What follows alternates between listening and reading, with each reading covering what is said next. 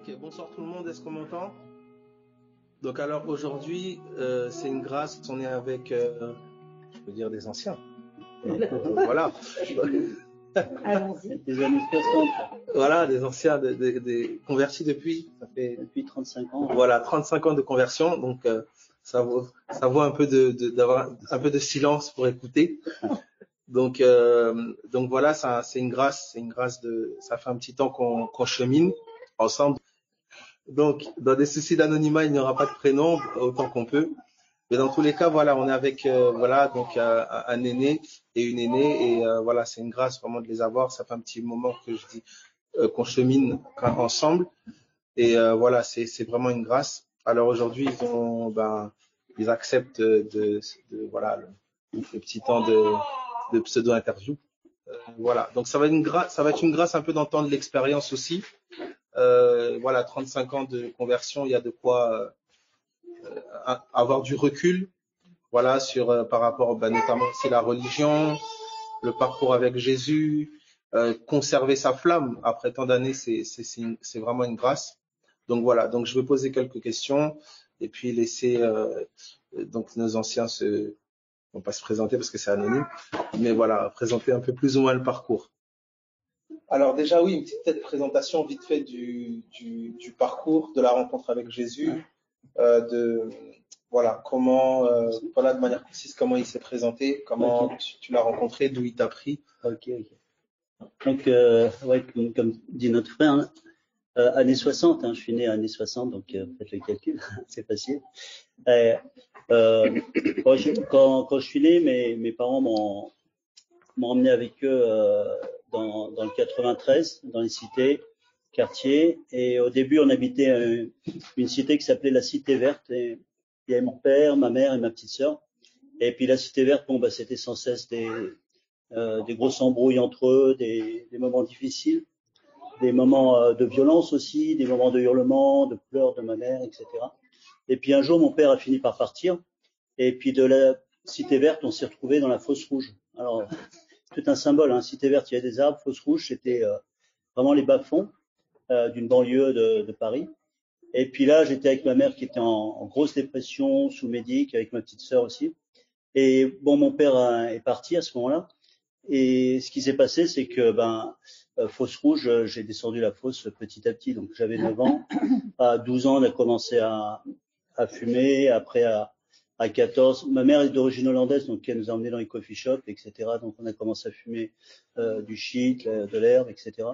Et très vite après, c'est venu aussi toutes les autres drogues, hein. Donc l'héro, la coke, LSD, amphétamine. Et en même temps, comme j'avais plus trop de famille, j'ai essayé de retrouver une famille à travers les copains. Et j'étais toujours avec des plus âgés que moi qui m'embarquaient toujours dans leur histoire. Et comme ça, grosse descente pour moi, pour ma sœur, pour ma mère. Ma mère a fait des séjours réguliers en psychiatrie parce qu'elle craquait. Et moi, j'essayais de fuir pas mal la cité. Et de ce fait, je partais en autostop partout où je pouvais. Donc, dès l'âge de 14-15 ans, je commençais à partir en autostop. Au début en Espagne, après j'étais en Algérie, en Tunisie, en Italie, en Turquie, etc. Et en fait, pour faire court, au début, à travers la drogue, la défonce, il y avait, c'était pas juste un jeu, hein, c'était aussi une quête, c'était aussi de repousser des limites. Hein. On prenait des trucs qui s'appellent datura, on était vraiment perché avec mes copains. Et tellement perché que j'en ai à 16 ans, j'ai un copain qui est parti en psy, 2 qui sont partis en prison, et 2 qui sont morts sous LSD parce qu'ils voulaient faire les oiseaux en sautant d'en haut de la cité. Donc là, moi, je fuyais le truc un peu. Et je suis parti en autostop. J'ai fait beaucoup de voyages en autostop, comme je disais. Et jusqu'à un moment donné où, alors que je faisais du stop, il y a un gars qui m'a pris et puis qui a commencé à me parler. J'étais au Danemark, là, je revenais de Norvège. J'avais commencé à arrêter un petit peu, mais je savais qu'en retournant à la cité, je replongeais. Et ce gars a commencé à me parler. Et puis quand il m'a parlé, il a commencé à me dire, voilà, je te connais pas, mais il y a quelqu'un qui te connaît complètement, qui sait tout ce que tu es, tout ce que tu caches. Il voit ton cœur. Et il sait aussi que t'es malheureux, que t'as envie de changer, que t'as envie que ça s'arrête. Et bon, là, je me fais pareil, mais moi, je le regarde et commence à vraiment flipper, à me dire, mais c'est qui ce gars? Il voit dans mes pensées. Parce que j'affichais toujours sourire, j'étais en train de dire pas de famille, pas de travail, pas de patrie, je suis libre. J'avais vraiment un espèce de masque. Et là, c'est comme si le masque tombait et le gars affichait vraiment qui j'étais. Et puis, il parlait avec vraiment gentillesse, avec amour, mais comme si j'étais dévoilé, vraiment dévoilé.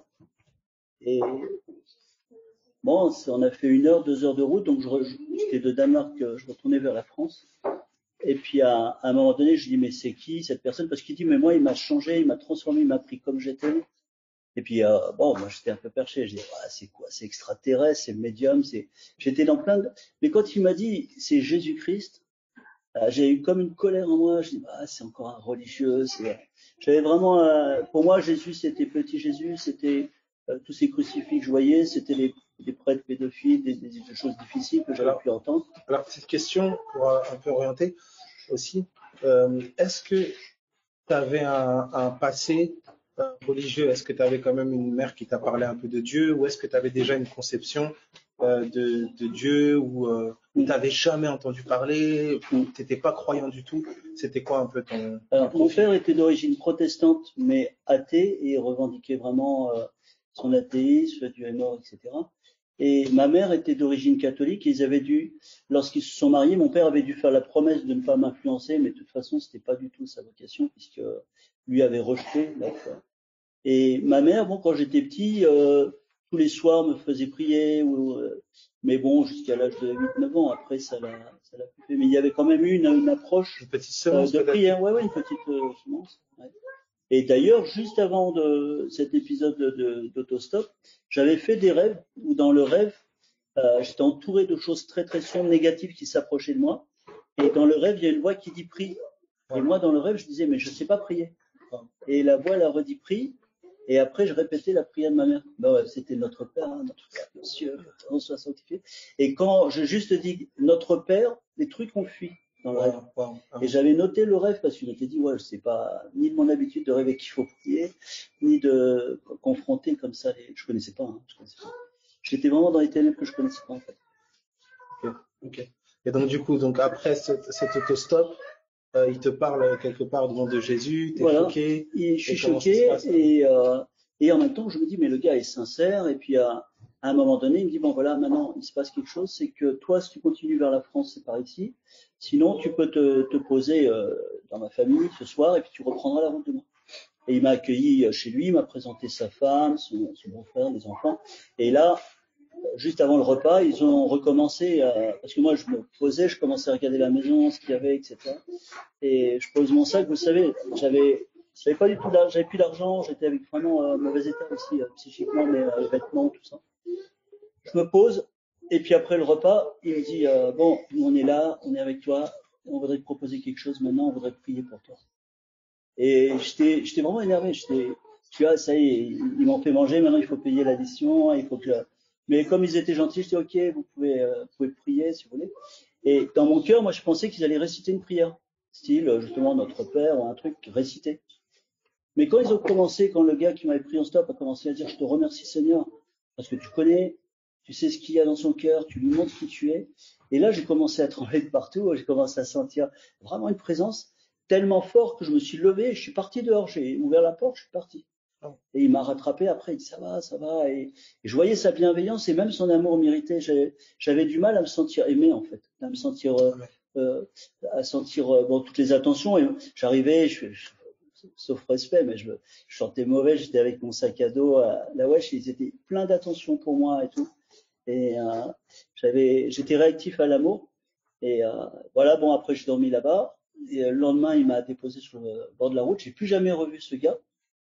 Mais quelques jours après, je suis tombé dans un endroit où, toujours au Danemark, où des gens chantaient, j'entends des chants, je rentre, c'était comme un café, et j'entre, j'entends des chants, j'entends des Jésus, Alléluia, puis je vois que c'était que des jeunes, et je me dis, mais waouh, il y a 2 jours, il y a eu ça, avant j'ai fait le rêve, et là, ces gens, et je me suis mis au fond, j'étais rentré dans la salle, je me suis mis au fond, il y avait des instruments de musique, et quand j'entendais, je me dis, mais j'étais vraiment mauvais parce que je me dis, mais ils sont vraiment perchés.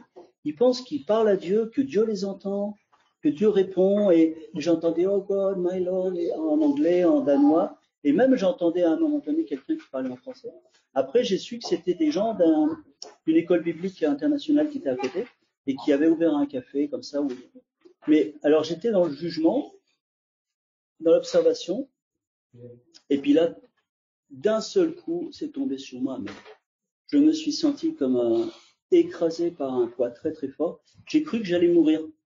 J'ai cru que j'allais mourir sur le moment parce que je me suis senti sale, impur, complètement l'opposé de ce qu'étaient les autres personnes qui étaient là. Et je me dis, en plus, je suis en train de les juger. C'est comme si ça, je me dis, mais je mérite la mort, je mérite la mort.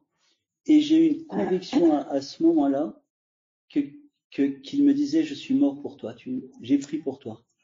Et là, je me suis retrouvé allongé, à pleurer. J'ai pas compris, même la veille, parce que la veille, avec le gars en autostop les 2 jours avant, c'était en anglais et j'avais pas compris le plan du salut, point A, point B, point C. Mais là, j'étais face à quelqu'un qui m'aimait, qui disait qu'il avait payé pour moi et que tout était possible. Et je pleurais et je me dis, j'étais encore dans mon orgueil parce que je me dis, mais au bout de, je sais pas, 20 minutes, une heure, mais ils doivent penser, qu'est-ce qu'ils doivent penser que je pleure comme ça, Et les gens se sont allés, les frères, maintenant que je sais que c'est des frères, mais s'étaient approchés, commencé à prier pour moi. Et des Français qui sont approchés ont commencé à dire, mais tu as vécu une nouvelle naissance, tu as rencontré Jésus, etc. Et je comprenais pas tout et je disais oui à tout. Et j'ai senti que l'amour qui percutait mon cœur était vraiment une puissance pour me relever aussi et pour m'aider à abandonner tout ce que je n'arrivais pas à abandonner. Et après, ils sont venus vers moi avec bon, il y en a qui ont prié pour moi, etc. Et puis je regardais, mais je dis, mais c'est le même que le gars qui m'a pris en stop sur le visage, plein d'amour, leurs yeux brillaient. Je me dis, mais parce que comme les défoncés, les drogués savent se reconnaître des fois, là, je dis, mais là, il y a un truc qui les unit, ils ont l'air tous unis et bienveillants, voilà, ils ont pris la même drogue, bienveillants. Et puis ils écoutaient quand je posais des questions. Je dis, mais alors Dieu existe? Ils disent, ouais, mais il est vraiment proche, tu as vu, tu as expérimenté sa grâce. Et je comprenais pas, c'est quoi sa grâce, c'est quoi son... Il dit, mais c'est ça, c'est que il t'aime malgré toi, etc. Et quelques temps après, bon, ils m'ont invité à rester pendant 1 semaine. Et alors, il y avait donc un institut biblique, c'est à Kolding, au Danemark. Et alors au début, je me suis relevé, j'ai arrêté, quand j'avais de la drogue sur moi, j'ai tout laissé là. J'ai arrêté et pendant 1 semaine, j'étais comme sur un nuage, c'est-à-dire que je dormais, je faisais des rêves extraordinaires après, et je savais que le nom de Jésus, c'était lui qui m'avait percuté, c'était réel. Jésus était devenu réel ce jour-là, dans sa mort, dans sa résurrection, dans l'espérance qui était à l'intérieur. Donc avec cette expérience, en fait, Jésus pour toi maintenant, c'était plus de la religion, c'était vraiment réel, quoi. Voilà. Dans l'expérience que j'avais eue et j'ai rencontré vraiment des frères à ce moment-là qui étaient parce qu'ils commencent à lire Jean, je commence à lire l'évangile de Jean. Au commencement était la parole était avec Dieu, la parole était Dieu. Je dis non, je comprends rien du tout. Et vraiment des frères qui ont pris du temps. La parole, c'est Jésus. Il était avec Dieu, il était Dieu, il est en toi maintenant. Ouais, ok. Et des grands frères en fait, des grands frères, des grandes sœurs, une bienveillance, un amour que j'avais jamais connu. Et donc c'est passé d'abord bien sûr par le Seigneur lui-même, mais après par le corps aussi d'une certaine manière. Ouais. Alors notre sœur aînée, tu dirais un petit peu. Sœur et épouse, c'est ça? Sœur et épouse, là même. Alors pareil, moi je suis née en 60. Donc fait déjà combien d'années de mariage? Saluer ça quand même. Ben oui, on s'est mariés en 87. 87, donc 30 ans. Ouais. 30 ans. 30 ans. Ah, c'est une grâce aussi. C'est vrai, ça c'est sûr. Ok, donc tu dis... Ça fait un lien d'ailleurs directement avec mon témoignage parce que moi aussi j'ai mon père qui était protestant, ma mère catholique, et comme ça se faisait beaucoup à l'époque, c'est quand même l'Église catholique qui primait, surtout en plus pour la femme. Donc mon père a dû promettre aussi qu'il n'influencerait jamais ses enfants à la religion protestante, promesse qu'il a tenue. Et vers l'âge de 13-14 ans, j'ai été invitée par des cousines du côté protestant arménien faire une colonie de vacances. Et là, c'était la première fois que j'entendais parler. Donc, on allait à l'église, hein, catholique, etc., catéchisme, tout ça. Mais là, c'est la première fois que j'entendais quand même parler de Jésus d'une façon beaucoup plus vivante, que Jésus était vivant. Moi, j'étais très, très introvertie quand j'étais jeune. Et Jésus est comme devenu un peu mon ami secret, mais sans aucune compréhension de ce que ça voulait dire. C'était juste, je pense, une présence rassurante pour moi. Et puis, quand je suis rentrée de cette colo, j'ai dit à mes parents, j'ai dit, moi, je veux rencontrer des chrétiens comme à cette colo. Et le pasteur de cette colo, le directeur, m'avait donné et transmis à mes parents des adresses d'églises. Donc, c'était à l'époque des églises évangéliques libres. Donc, pour ceux qui ne savent pas, on pratique pas les dons. Les dons, ils pensent que les dons étaient valables à l'époque des apôtres, mais plus actuels. Donc, toujours est-il que mes parents, ma mère aussi, était vraiment partante. Donc, on s'est retrouvés, on est allé dans une église évangélique libre. Et ça a été vraiment une période importante. Sauf que moi, dans mon cœur d'ado, j'étais la troisième de ma famille et 4 enfants, troisième. Et je supportais pas tout ce qui était conflictuel. Donc voilà, il y avait un petit peu ça frictionnait un peu avec mon frère aîné, ma sœur aînée. Et puis moi, dans mon cœur, faire de la peine à mes parents, c'était comme quelque chose de voilà. Donc du coup, j'ai développé intérieurement comme une double vie assez jeune, c'est-à-dire tout ce que je pouvais penser tordu, etc. Et je n'ai jamais rien exprimé. Et j'ai développé, si vous voulez, un côté très très religieux en apparence. Par exemple, j'aurais très bien, ça m'a effleuré l'esprit d'être religieuse, ou alors c'était d'être missionnaire, ou voilà, enfin, c'était vraiment un peu des profils comme ça. Mais par contre, intérieurement, je vivais quand même des chaos au-dedans de mon cœur, des envies de vivre voilà, plein de choses, faire plein de bêtises, etc. Mais c'était comme un interdit. Sauf que, en grandissant, j'ai continué. Enfin, dès que j'ai quitté mes parents à l'âge de 18 ans, n'ayant plus de leur regard, voilà, on va dire que je me suis lâchée. Et j'étais vraiment en quête d'amour un peu, je pense, comme tout le monde, ou comme toutes les jeunes filles. Moi, j'avais pas de, vous savez, des fois, les gens, ils ont des hobbies. Enfin, je sais pas, ça peut être le voyage, ça peut être, voilà, des choses qui sont comme des passions.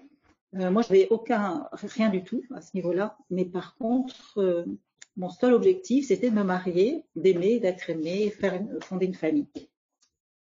Et cette quête d'amour, de relation m'a amenée aussi dans des travers. Je suivais un peu les personnes que je rencontrais, je les suivais dans leurs travers en fait.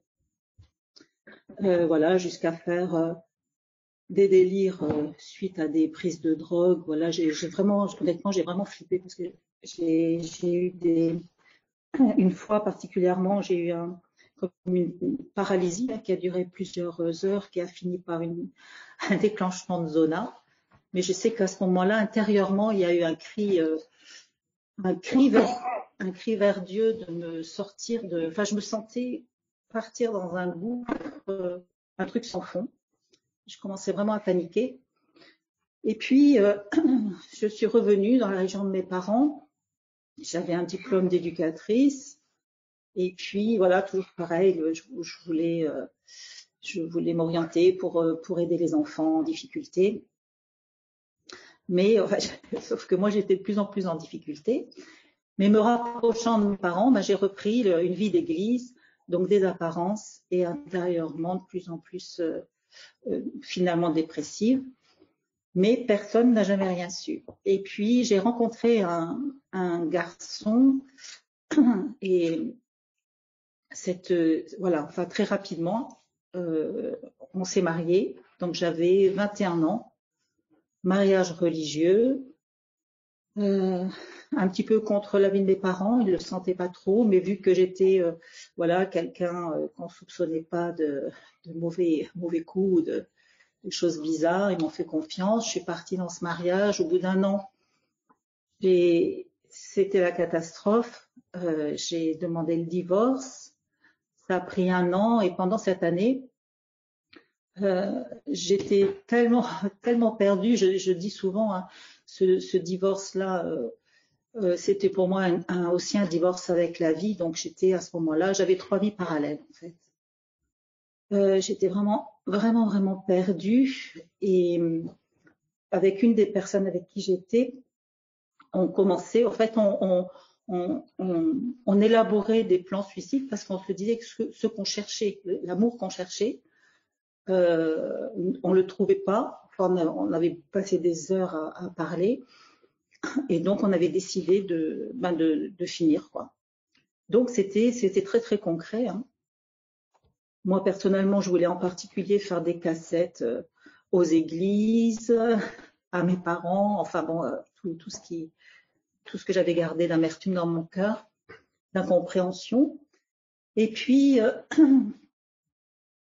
et donc tous les 15 jours, je quittais les Pyrénées. Enfin, pendant cette période, je montais chez mes parents. Suite à mon divorce, c'était un petit peu un rythme que j'avais pris. Et ce fameux week-end, j'accompagne mon père à l'église, au culte. Et à la fin du culte, donc pour les gens ces chrétiens-là qui me connaissaient, c'était la pauvre, elle s'est mariée, elle a une mauvaise expérience, mais personne ne savait ce que je vivais de vie dissolue. Et donc à la fin de ce culte, je parle avec un gars, un frère, qui depuis des années était directeur de colonie de vacances à Saint-Lunaire en Bretagne. Et on discute un peu et puis il me dit que finalement, enfin il a toute son équipe, il avait plus qu'un mois et c'était la colo, et il manquait une lingère. Et là, j'ai dit ah mais écoute, moi je suis dispo, je fais rien. Et j'étais étonnée moi-même de cet élan comme ça. Je dis si tu veux, je suis partante. Alors pour lui c'était une réponse. Donc un mois après, je me retrouve à cette colo. Et je décide, donc j'avais un petit chien à l'époque, je prends ma Bible et ça a été comme un peu un temps d'arrêt dans toute la tempête que je vivais. Et c'était donc j'avais carte blanche dans cette colo, hein, c'était des jeunes enfants, mais il y avait un camp d'ados également où ils abordaient un petit peu tous les thèmes de la vie. Et donc j'allais un peu partout et puis je partais dans la campagne. C'était une colo de 21 jours, hein. Personne n'a jamais rien su de ce que j'ai vécu à ce moment-là. Mais dès que j'avais fini le linge, je partais avec ma Bible et mon chien. Et puis, j'ouvrais la Bible comme on fait beaucoup de jeunes convertis. Et je l'ouvrais comme ça, au hasard. Et sans cesse, je revenais dans Galates et Romains. Et donc vraiment les belles lettres pour les religieux. Et là, c'est comme si... c'est comme s'il y avait une chose qui montait sans cesse, c'était l'amour inconditionnel de Jésus. Et j'interrogeais, là, c'était comme si je vous voyais presque Dieu, parce qu'avant je tutoyais dans mon péché, mais là j'avais vraiment une crainte, je me sentais tellement éloignée, je me sentais tellement perdue et sale, mais il y avait cette pensée-là, comme si le Seigneur me disait, je t'aime comme tu es, d'un amour inconditionnel. Et j'ai gardé ça dans mon cœur pendant ces 3 semaines. À la fin de ce camp, j'ai dit, mais si c'est vrai ce que je crois comprendre, que ton amour pour moi, sors-moi de ma galère, parce que j'avais mon pote qui m'attendait pour nos projets. Et donc, je redescends toute la France. Et là, extrêmement rapidement, j'avais retrouvé une petite revue pour les travailleurs sociaux chrétiens, pour des offres d'emploi. Je me rappelle plus vraiment précisément le détail, mais j'avais dû téléphoner. Ils m'ont envoyé des recherches de travailleurs sociaux non chrétiens, et j'envoie donc c'était sur Paris. J'envoie un CV et je joins. C'est pas une lettre de motivation, c'était un témoignage, mais horrible parce que dans ma tête, je m'étais dit, si tu m'aimes comme je suis, alors il doit plus y avoir un mensonge, il doit plus y avoir aucune zone d'ombre. Donc je m'étais donné en fait quelque chose d'extrêmement pur, quoi. Et donc j'ai fait une lettre en disant voilà, je suis divorcée, j'ai fait ça, enfin bref, voilà. Et cette lettre et cette demande et ce CV est parti sur Paris. Ce que je ne sais qu'après, c'est que eux, ils avaient trouvé quelqu'un, ils l'ont envoyé en Seine-et-Marne dans un établissement d'adultes handicapés. Et le directeur m'a envoyé un rendez-vous d'embauche. Donc je me retrouve très rapidement à cet entretien avec ce directeur, avec une Bible sur son bureau. Ça m'avait beaucoup impressionné. J'avais mon cœur qui battait à 100 à l'heure et je me disais, est-ce que c'est possible? Est-ce que c'est possible d'avoir une nouvelle chance? Et ce directeur me dit, bah, écoutez, voilà, j'ai lu votre CV, j'ai lu votre témoignage et votre candidature m'intéresse. Quand est-ce que vous êtes libre? Je dis, bah, écoutez, je rentre, je donne mon préavis et je suis là. Donc, je suis redescendue dans les Pyrénées, j'ai fait ça. Ça a été un mois horrible parce que le diable lâche pas comme ça. Ça a été des pressions, enfin c'est vraiment diabolique et méchant, mais j'étais déterminée, mais je crois qu'il fallait vraiment le Seigneur, je crois quand il voit, vous savez quand il dit quand un malheureux crie à lui, l'Éternel l'en délivre toujours. Il y a une dimension, j'ai l'impression, au-dedans de nos cœurs, quand de cris quoi, d'appel au secours que le Seigneur sait reconnaître, je sais pas, mais en tout cas le Seigneur m'a sorti de ce coin-là. J'ai loué par téléphone, je connaissais personne en Seine-et-Marne. C'était en 85, j'avais donc 25 ans. Et j'ai loué une caravane, c'était un hiver terrible. Je suis arrivée dans cette caravane, donc je m'étais dit plus un mensonge, plus une relation tordue, plus ça, plus ça, plus ça. Et puis j'ai commencé mon travail. Donc, et puis là, dans l'équipe, il y a une chrétienne qui avait 10 ans de plus que moi. Et qui me raconte son témoignage, qui me dit qu'elle est divorcée. Je me dis, tiens, voilà un point commun. Et puis, elle me parlait de Jésus comme si c'était son fiancé, son amoureux. Et là, ça a fait écho dans mon cœur. Je me dis, mais alors, c'est vrai, c'est vrai, c'est vrai. Et puis, elle m'a amenée dans une petite assemblée. Et là, pendant un an, j'ai vécu, moi, je sais pas comment le dire autrement, mais c'est une psychothérapie divine. Chaque jour, je pense, chaque jour, j'étais, je sais pas, c'était les larmes, c'était plus des larmes d'avant, c'était chaque larme, ça me guérissait. Physiquement, j'ai vécu des choses incroyables. Le Seigneur m'a redonné plein de choses. Le baptême du Saint-Esprit, ça je l'ai arraché, mais ça a été, c'était, je sais pas, c'est des cadeaux magnifiques. Et puis voilà. Puis après, c'est dans cette assemblée que j'ai rencontré mon mari. Voilà. Amen. Déjà, on a une idée. Ok. Donc bon, on passe la rencontre, voilà. En vrai, quand je l'ai rencontrée, elle faisait peur encore. Tout au début, quand elle venait d'arriver, elle était sombre. Et puis petit à petit, moi, je voyais que. Tu l'as vu arriver. Ah oui. D'ailleurs, quand je parlais, j'étais morbide. Il y avait vraiment un esprit de mort très fort sur ma vie. C'était spécial, ce dont je parlais. Et donc, avant quand même votre rencontre, il y avait déjà personnellement une rencontre avec le Seigneur.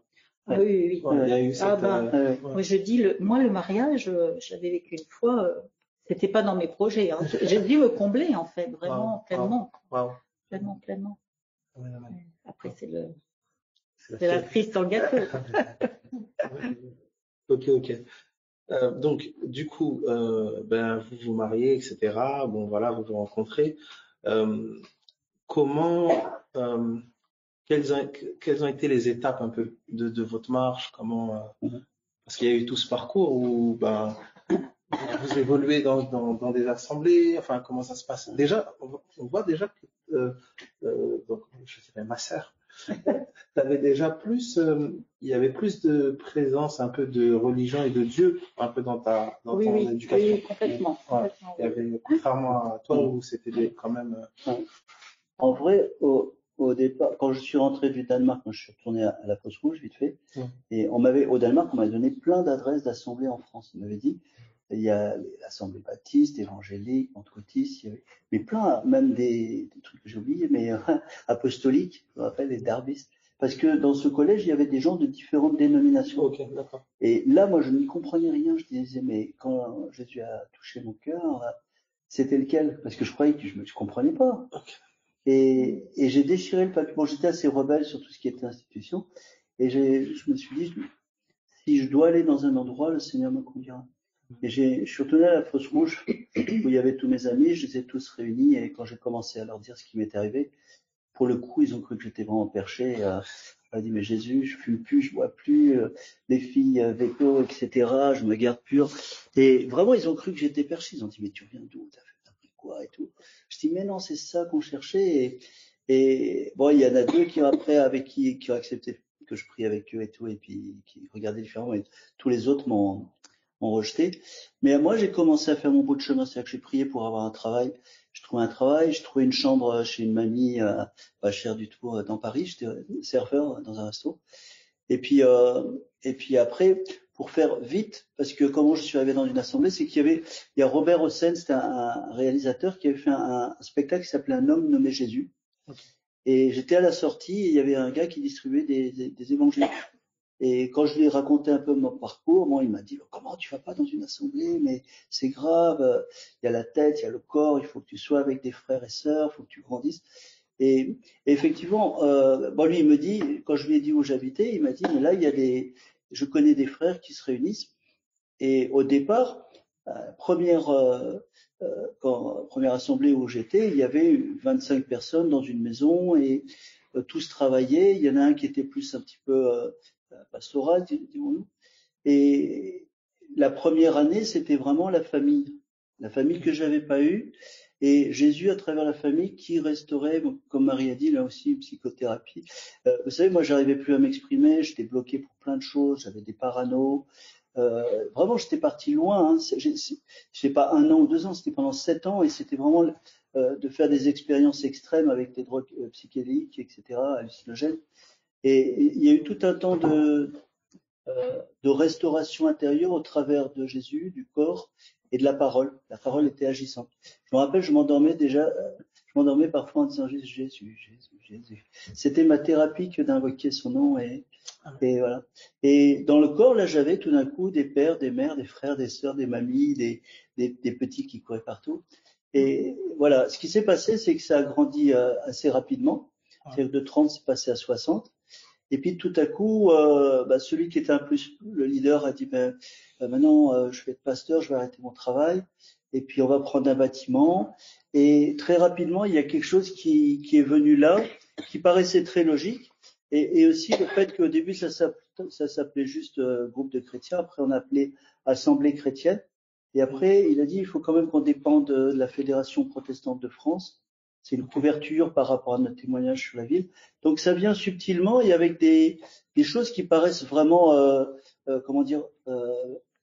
bien posées. On se dit oui, parce qu'on veut qu'il y ait un témoignage sur la ville. Donc assemblée, ça s'est appelé Assemblée chrétienne, après Fédération protestante de France, hein, et après Baptiste, après etc. Et je veux dire, il y a quand même un système qui est venu et qui est très subtil quand il vient. Parce que petit à petit, le focus n'est plus sur Jésus, mais sur des tas d'autres choses. Et comment, alors, vous, quand vous vous retrouvez dans une même assemblée, ouais. Déjà, et comment vous évoluez personnellement dans cette assemblée? Chacun, comment, très vite, vous avez pris des responsabilités, vous étiez plus en retrait, comment vous avez eu à évoluer dans votre... Moi, personnellement, le fait que j'avais tellement soif, c'est tellement magnifique ce que je découvrais, je notais tout. Okay. Donc très rapidement, je suis devenue la secrétaire pratiquement, parce que je faisais des comptes rendus, toutes les réunions, les synthèses de tout, des jeûnes et prières, etc. Et je m'occupais également des cassettes audio, les duplications, enfin voilà. Et puis après, c'est plus, en fait, j'ai l'impression, en tout cas, ouais, pour nous deux, c'est plus nos cœurs qui nous ont amenés, qui nous ont fait cheminer, parce qu'on avait on est naturellement venus, il y avait la soif, mais naturellement, on est devenus un peu des grands frères, grandes sœurs, des plus jeunes.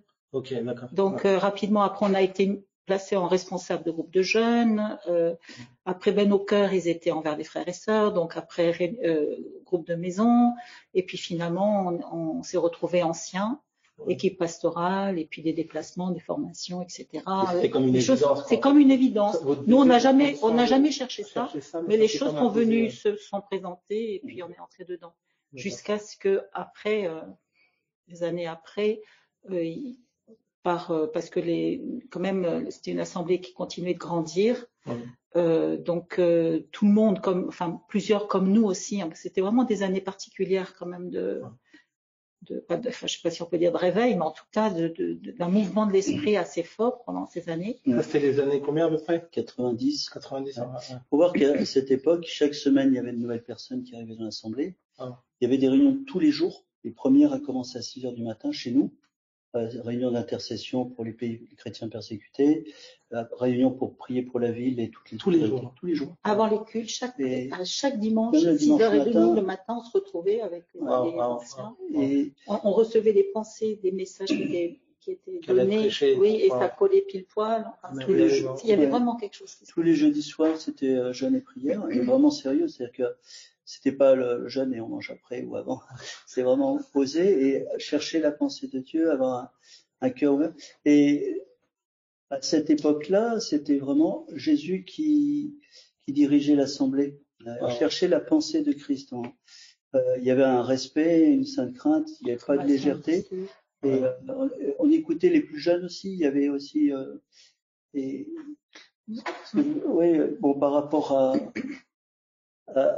on n'a pas vu venir non plus ce fait-là, c'est que c'était comme une évidence, mais après on se retrouvait du coup dans des pastorales et là régulièrement on se disait, mais moi j'avais toujours peur, comme auparavant j'étais rebelle, j'ai grandi sans trop d'autorité et insidieusement, moi je le dis quand même, mais c'est important parce que peut-être certains vont reconnaître ça aussi, c'est que quand tu grandis sans père, tu cherches un modèle et souvent le modèle pastoral devient un modèle de père.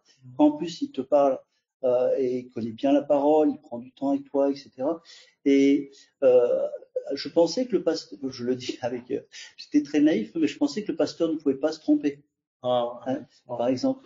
Et bon, j'ai vu qu'il s'était trompé une première fois par rapport au mariage, puisqu'il y avait pas la même pensée par rapport au mariage. Après, par rapport à quand on a dû partir, on est parti à un moment donné en Afrique. J'ai vu qu'un pasteur pouvait se tromper. Et régulièrement, on voyait que par rapport à la conduite de l'assemblée, quand on a commencé à être très nombreux, quand on participait à des pastorales qui étaient plus des réunions stratégiques, on a commencé à être dérangé. Mais moi, avec le background que j'avais, je me disais peut-être je suis pas assez posé ou je suis pas. Et j'avais vraiment à la fois une crainte de Dieu, et puis je sais pas si peut-être quelqu'un vous entendez ça, mais il y avait un livre qui tournait qui s'appelait Les Trois Rois, un petit livre qui parlait à la fois de Saül, de David et d'Absalom. Et ça montrait un petit peu que David, même s'il avait pu tuer Saül, l'avait pas fait parce qu'il disait on ne touche pas à loin. Et il y a un report qui est fait dans les églises, certaines assemblées. Il est loin de Dieu. Voilà, et de ne pas parler. Et dès que quelqu'un disait mais là, t'as vu ce qu'il a dit? Ouais, mais attends, c'est loin de Dieu. Voilà. Ça, c'est quand même important d'en parler parce que on peut se faire tromper, surtout quand on n'a pas de background. Et puis moi, c'est la famille. Moi, la première vague, c'était la famille. Après, ça a été une institution, mais c'est venu subtilement. Moi, je pense aussi que ceux de notre génération qui ont grandi comme nous, en fait, assez rapidement, mais vraiment avec des cœurs, etc., on n'était plus des enfants aussi. Et donc, quand il y avait du répondant, des avis différents, tout ça, le pasteur a pris peur et a commencé à vouloir protéger. Et donc, du coup, du contrôle. Il y a quelque chose d'institutionnel qui s'est installé. Qui a pris une place, qui a fermé un peu la vie des uns des autres. Et vous avez vu, donc il y a eu des débats. Il n'y a plus de nouvelles. Bon, moi, en fait, moi, j'allais à Pigalle, j'allais dans tous les endroits, je ramenais des prostituées, des gens de la rue, on allait en psychiatrie, on a ramené des gens. Et un jour, le pasteur avec qui j'étais me dit, Eric, essaie de nous trouver des gens normaux aussi. Et moi, je me rappelais d'où je venais aussi. Je disais, ok. après, ça allait loin parce que bon, donc j'étais ancien, donc j'étais avec, on était 3 hein, au début avec nos épouses, mais il y avait des réunions de maison qui devaient reprendre le message du pasteur. Et après, il fallait aussi, moi je dirais fliquer parce que, excuse-moi, mais il fallait voir qui. Le lendemain, on avait le coup de fil de la femme du pasteur, qui était là, qui n'était pas là. Tu sais pourquoi il n'était pas là. Tu peux le rappeler. Et au début, ça semblait une bienveillance et une aide, un soutien spirituel. Faut pas laisser. Suis-je le gardien de mon frère? Très souvent, il y avait ce message et tout ça qu'il faut être gardien de mon frère.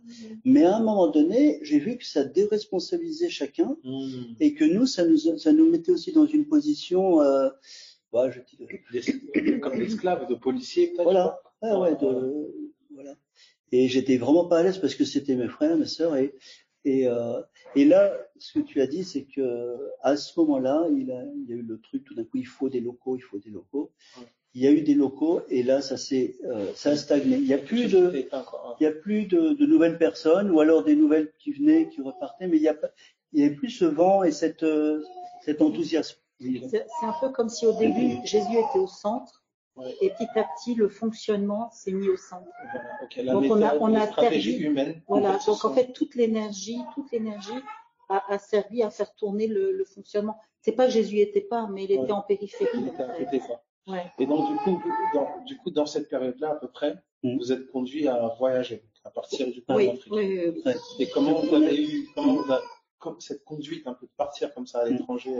Donc il y a eu cette organisation qui s'est faite où on avait du mal à se retrouver, mais en même temps, j'avais un ami de Toulouse, des amis communs avec Marie, qui avait ouvert un dispensaire au Sénégal, dans un quartier qui s'appelle Khari-Allah, ça veut dire on attend Dieu. Et c'est un dispensaire pour les gens les plus pauvres, pour pouvoir. Elle était médecin, lui avait un cœur enseignant, pour le coup. Et souvent, de par mon travail, parce qu'entre-temps, j'ai pu travailler dans les avions, et puis j'allais régulièrement dans différents endroits comme ça. Et j'amenais des médicaments, des vêtements, et j'ai vu ce dispensaire sortir de terre. Nous, on priait pour ça avec l'Assemblée, et avec Marie, on a eu l'occasion d'y aller. Et un jour, le Seigneur nous a donné par quelqu'un d'un autre pays, du Burkina, une parole qu'un jour, on allait arrêter le travail, partir et aller. Et on a cultivé cette parole, on a rendu compte aux frères et sœurs qui étaient avec nous, à ce pasteur et à sa famille. Et là, il y a eu comme un chantage aussi. Mais si vous partez, nous on arrête tout, etc. Et nous, on était dans une conviction d'une parole du ciel, et il y avait quelque chose de la terre qui était. Et là, bon, ce qui a été fort pour nous, c'est qu'on a eu une unité d'esprit, non pas pour entrer en rébellion, mais il y avait qu'une chose qui venait, l'obéissance à Dieu, vaut mieux que l'obéissance aux hommes.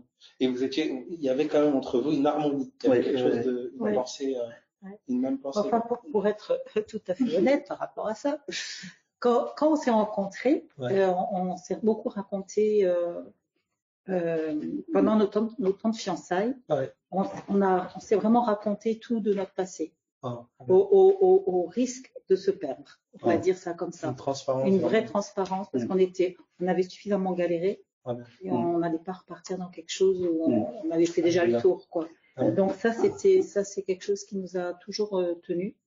Mais ça c'est vraiment important parce que en vrai quand on s'est engagé, qu'on savait qu'on allait vers le mariage et on a dit bon fiançailles, mais je dis mais je fais quoi pendant les fiançailles, c'est quoi, et on y s'approchait, etc. Mais là j'ai vu que le Saint-Esprit avait vraiment un programme de vie et comme disait Marie, bon, par rapport au passé, au présent, mais aussi à l'avenir. Il nous a révélé à ce moment-là qu'on partirait en Afrique, qu'on aurait des jumeaux. Il y a eu des tas de choses. Le Seigneur nous a préparés à plein de choses qu'on a vécues après. Amen. Alors donc, quand même, pour revenir par rapport à l'Afrique, c'est que il me dit pendant cette période, il me dit mais je crois vraiment qu'on ira un jour en Afrique comme missionnaire. Je dis alors là, il faudra vraiment que le Seigneur me le dise. Parce que non, t'as pas dit missionnaire.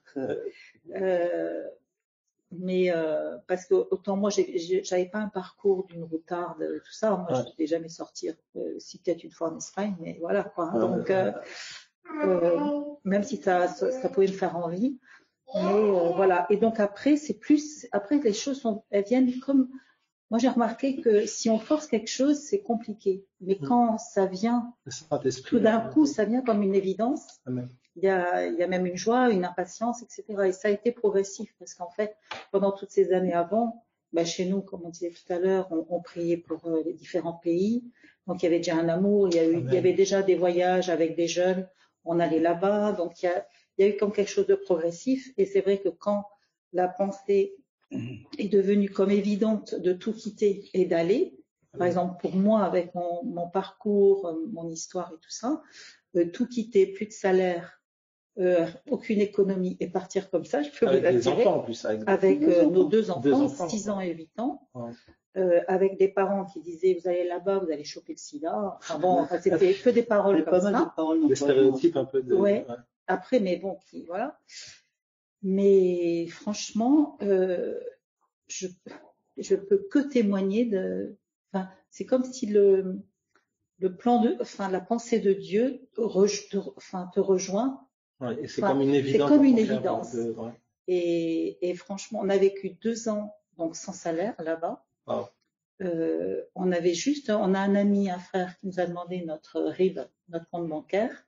Et pendant 2 ans, on a vu notre compte s'alimenter tous les mois. Ah. Quand on a pris la décision de rentrer, il nous restait 60 francs à l'époque sur notre compte. Wow. Et ça s'est arrêté. Et du coup, c'était assez incroyable. Ouais. Et je voulais dire que juste avant de partir, ouais. Le fait on avait pris la décision, le pasteur nous avait dit on vous envoie mais on vous soutient pas. Ouais. Nous on avait dit mais le Seigneur nous soutiendra. Amen. Donc déjà votre ouais. départ, ouais. Il y a eu une opposition directe avec les hommes. Oui, mais on était déjà comme en départ. Vous étiez libérés déjà. La deuxième chose que moi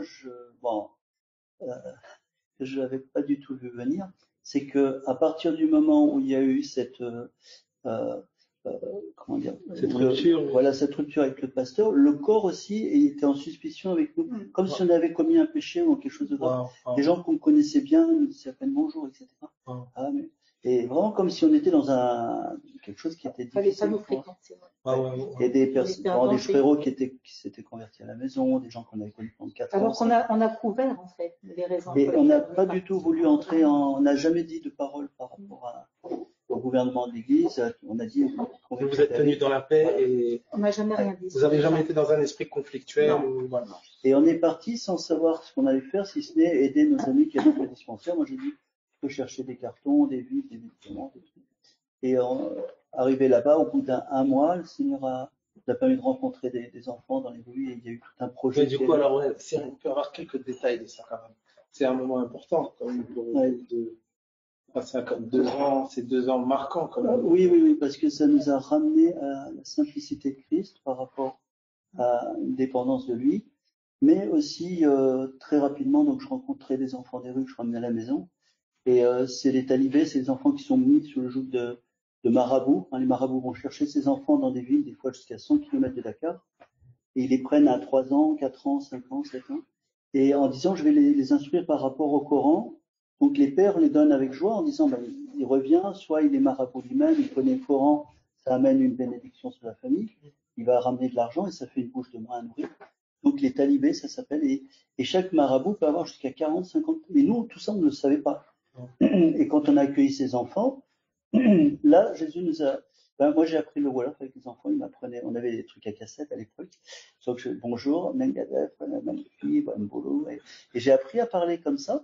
Et le Seigneur me disait, aime-les, ne leur prends pas la tête avec il faut que, tu dois et tout ça, mais d'apprendre leur prénom. Et ils sont arrivés au début à 5, après à 10, après à... On est allé jusqu'à plus d'une centaine d'enfants chaque jour. Et là, le frère qui était responsable du dispensaire avec son épouse, on dit, il y a vraiment quelque chose qui se passe.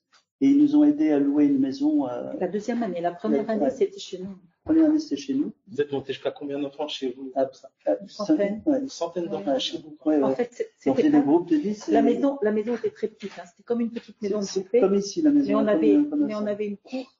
Et on recevait parce que les enfants, ils avaient la dalle aussi. Parce que du coup, dans la cour, on les soignait. Donc on avait, avec le dispensaire, on avait de quoi les soigner. Et nos filles toutes petites, 6-8 ans, elles les soignaient, elles pansaient les plaies, on les douchait au tuyau. Enfin, on avait organisé notre cours pour eux, quoi. Vous aviez une voiture aussi légendaire. Oui, la première année, on avait un vélo. La deuxième année, on a eu un don, on a une 4L qui perdait les portes. Et j'ai accéléré par la chèvre avec la chèvre.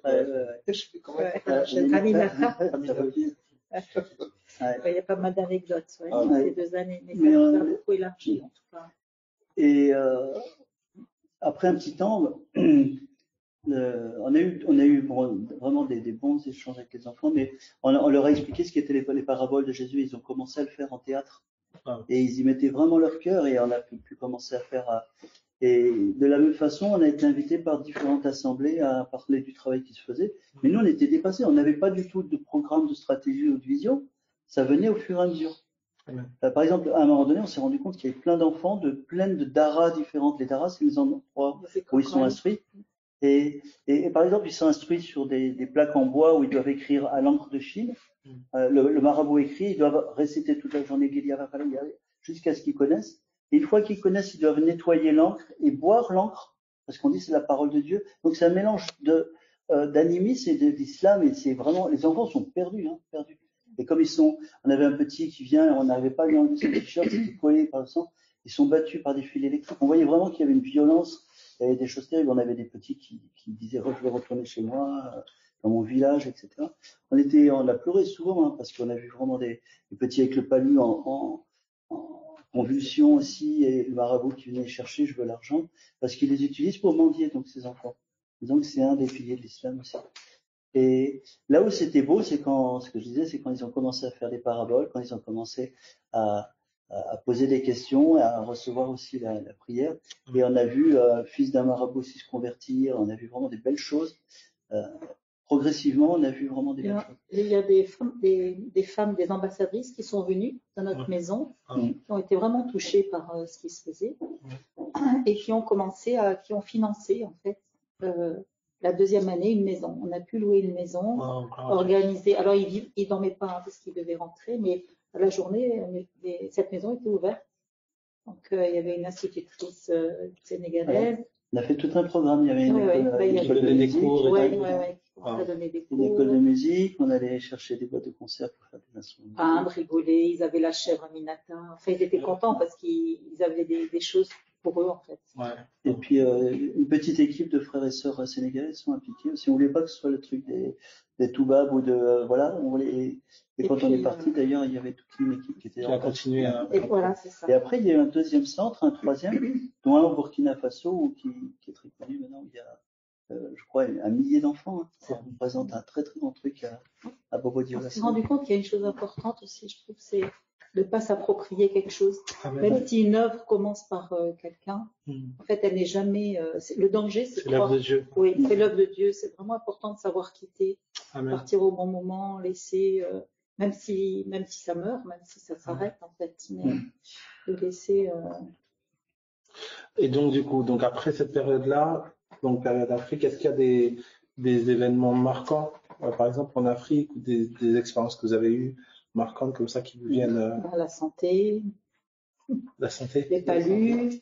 Palus. Après, c'était plus... Des choses marquantes vécues avec le Seigneur. Moi, c'est là que j'ai commencé à aller en prison. Et là-bas, juste avec une carte d'identité, t'as commencé à aller en prison. La mission, ils avaient une voiture qui nous prêtait. Il fallait noter le nombre de kilomètres. Il y a une prison. Le nom du quartier de la prison, c'était Liberté 6. Liberté 6. Camp pénal. Et là, une très grande salle, et les gars arrivaient, ont présenté le film de vue en Wolof. Et j'invitais les personnes, je faisais des petits partages, etc. On a commencé à prier pour des personnes. Et après, quand elles sortaient, ils venaient à la maison aussi. Fait qu'à un moment donné, il y avait pas mal de détenus, et puis on a commencé une entreprise de confiture à l'amande, parce qu'ils ne travaillaient pas, les gars. Après, Marie leur a appris à faire des bracelets brésiliens qu'ils allaient vendre à des touristes français. Et vraiment des choses comme ça on a fait des glaces aussi avec des petits sachets en plastique. Parce qu'on avait un congélateur, on prenait un truc qui s'appelle le pain de singe. Le pain de singe, c'est le fruit du baobab qu'on met avec du sucre. Mais là, les filles étaient partantes, alors elles faisaient les petits sachets, tout était impliqué. Et un jour, il y a la maman d'un détenu ça frappe, j'ouvre, et je vois une dame avec une poule comme ça, et elle dit, je viens vous remercier parce que vous avez fait de mon fils un commerçant honnête. Et moi, j'ai dit, Seigneur, c'est beau. Et on a pu voir que sans stratégie, sans plan, mais en étant à l'écoute, tous les matins, par contre, on avait des temps personnels dans la prière, mais aussi au niveau de l'équipe, tous les matins, matin de 7h à 8h30. Il y avait quand même, oui, quand même la place de la prière voilà. et la parole de Dieu. Et la parole tous les jours. C'était vraiment. Et le fait que dans l'équipe, il y avait une trentaine de personnes. Nous, on était pour les talibés au départ, nous deux. Mais il y avait le dispensaire, il y avait une équipe qui priait pour les lébous, c'était un peuple non atteint. Il y avait un travail social qui se faisait avec d'autres choses. Mais il y avait une unité d'esprit, une unité dans la prière, et puis une écoute, parce que par un moment, par exemple, on s'est dit, mais comment on peut savoir combien de daraya? Quelqu'un dit, on va proposer une vaccination gratuite. On a fait des équipes de vaccination dans différents quartiers, on a pu répertorier combien d'enfants, quel âge ils avaient, etc. Et prier pour les marabouts. Moi, au début, franchement, marabout, je ne sais pas trop et tout. Mais petit à petit, j'ai tissé des liens d'amitié avec eux, sans les voir comme des ennemis, mais des victimes de l'ennemi. C'est-à-dire que j'ai pris même un Coran, alors j'ose le dire, faut pas le faire, forcément, je ne savais pas. Un Coran français, j'essayais de trouver les sourates qui parlaient de Jésus. J'essayais, ça c'est une stratégie qui m'a été donnée à un moment donné, c'est pas un truc à reproduire. Mais pour rencontrer, pour savoir ce qu'il disait de Jésus, qu'il a été, qu'un autre a pris sa place, etc. Et j'ai pu prier, j'ai pu lire la Bible, j'ai pu partager avec des marabouts. Amen. Et on a eu aussi d'autres qui mettaient des animaux. Oui, c'est ça. Il y a eu quand même des animaux morts sur la porte, des trucs, des rituels. Spirituellement, c'est lourd. Vraiment. Vous avez dit des attaques ou des. Oui. Alors la nuit, des animaux qui parlent, des chats qui parlent, qui nous appelaient par nos prénoms, des poulets découpés dans ta porte avec le cœur là, machin comme ça. Ah oui, des sacrifices devant la porte. Et des gens qui faisaient des incantations, mais en marchant que dans la maison. Non, c'était très très lourd. Moi, je sortais en langue comme ça. Et les gars partaient après, et les enfants m'ont vu comme ça. Mais moi, je ne savais pas. En fait, vraiment, je ne savais pas. Je me suis dit, il va venir ou il va se passer. Je faisais sans stratégie.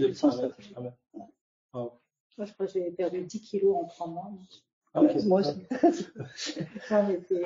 On est rentré, on était tout petits. Non, mais c'est une image, mais aussi nos cœurs étaient réformés aussi dans le sens, on voulait plus de choses compliquées, d'organisations compliquées qui ne mettaient plus le focus sur Jésus.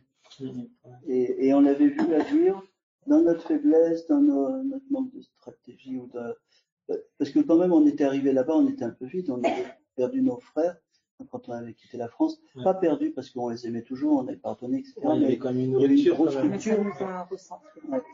Sur l'essentiel, quoi. Et donc après cette période-là, Afrique, c'était quand la période un peu Église persécutée, tout ça, comment? Alors c'était déjà avant dans le sens de prière. Ouais. On priait un matin pour les pays de l'Est, un autre c'est pour tous les pays africains où il y a la persécution, le Nigeria, Sierra Leone à l'époque, etc. Et après un autre matin pour la Chine, Vietnam. Et on a commencé à faire des voyages aussi, puisque on a commencé à emmener des Bibles dans ces pays et à rencontrer des frères persécutés. Donc il y avait quand même une conscience de prier pour les nations, parce que c'est un truc qu'on ne trouve plus trop des fois. Il y avait une conscience de prier pour les nations, les chrétiens persécutés. Je pense que le fait que tu travaillais aussi, le fait de voyager, professionnellement. Ça t'a ouvert ça, et en vrai, il y avait aussi un couple qui était troisième couple d'anciens, qui eux avaient fait un voyage en Roumanie, étaient revenus bouleversés, mais avec des gros témoignages.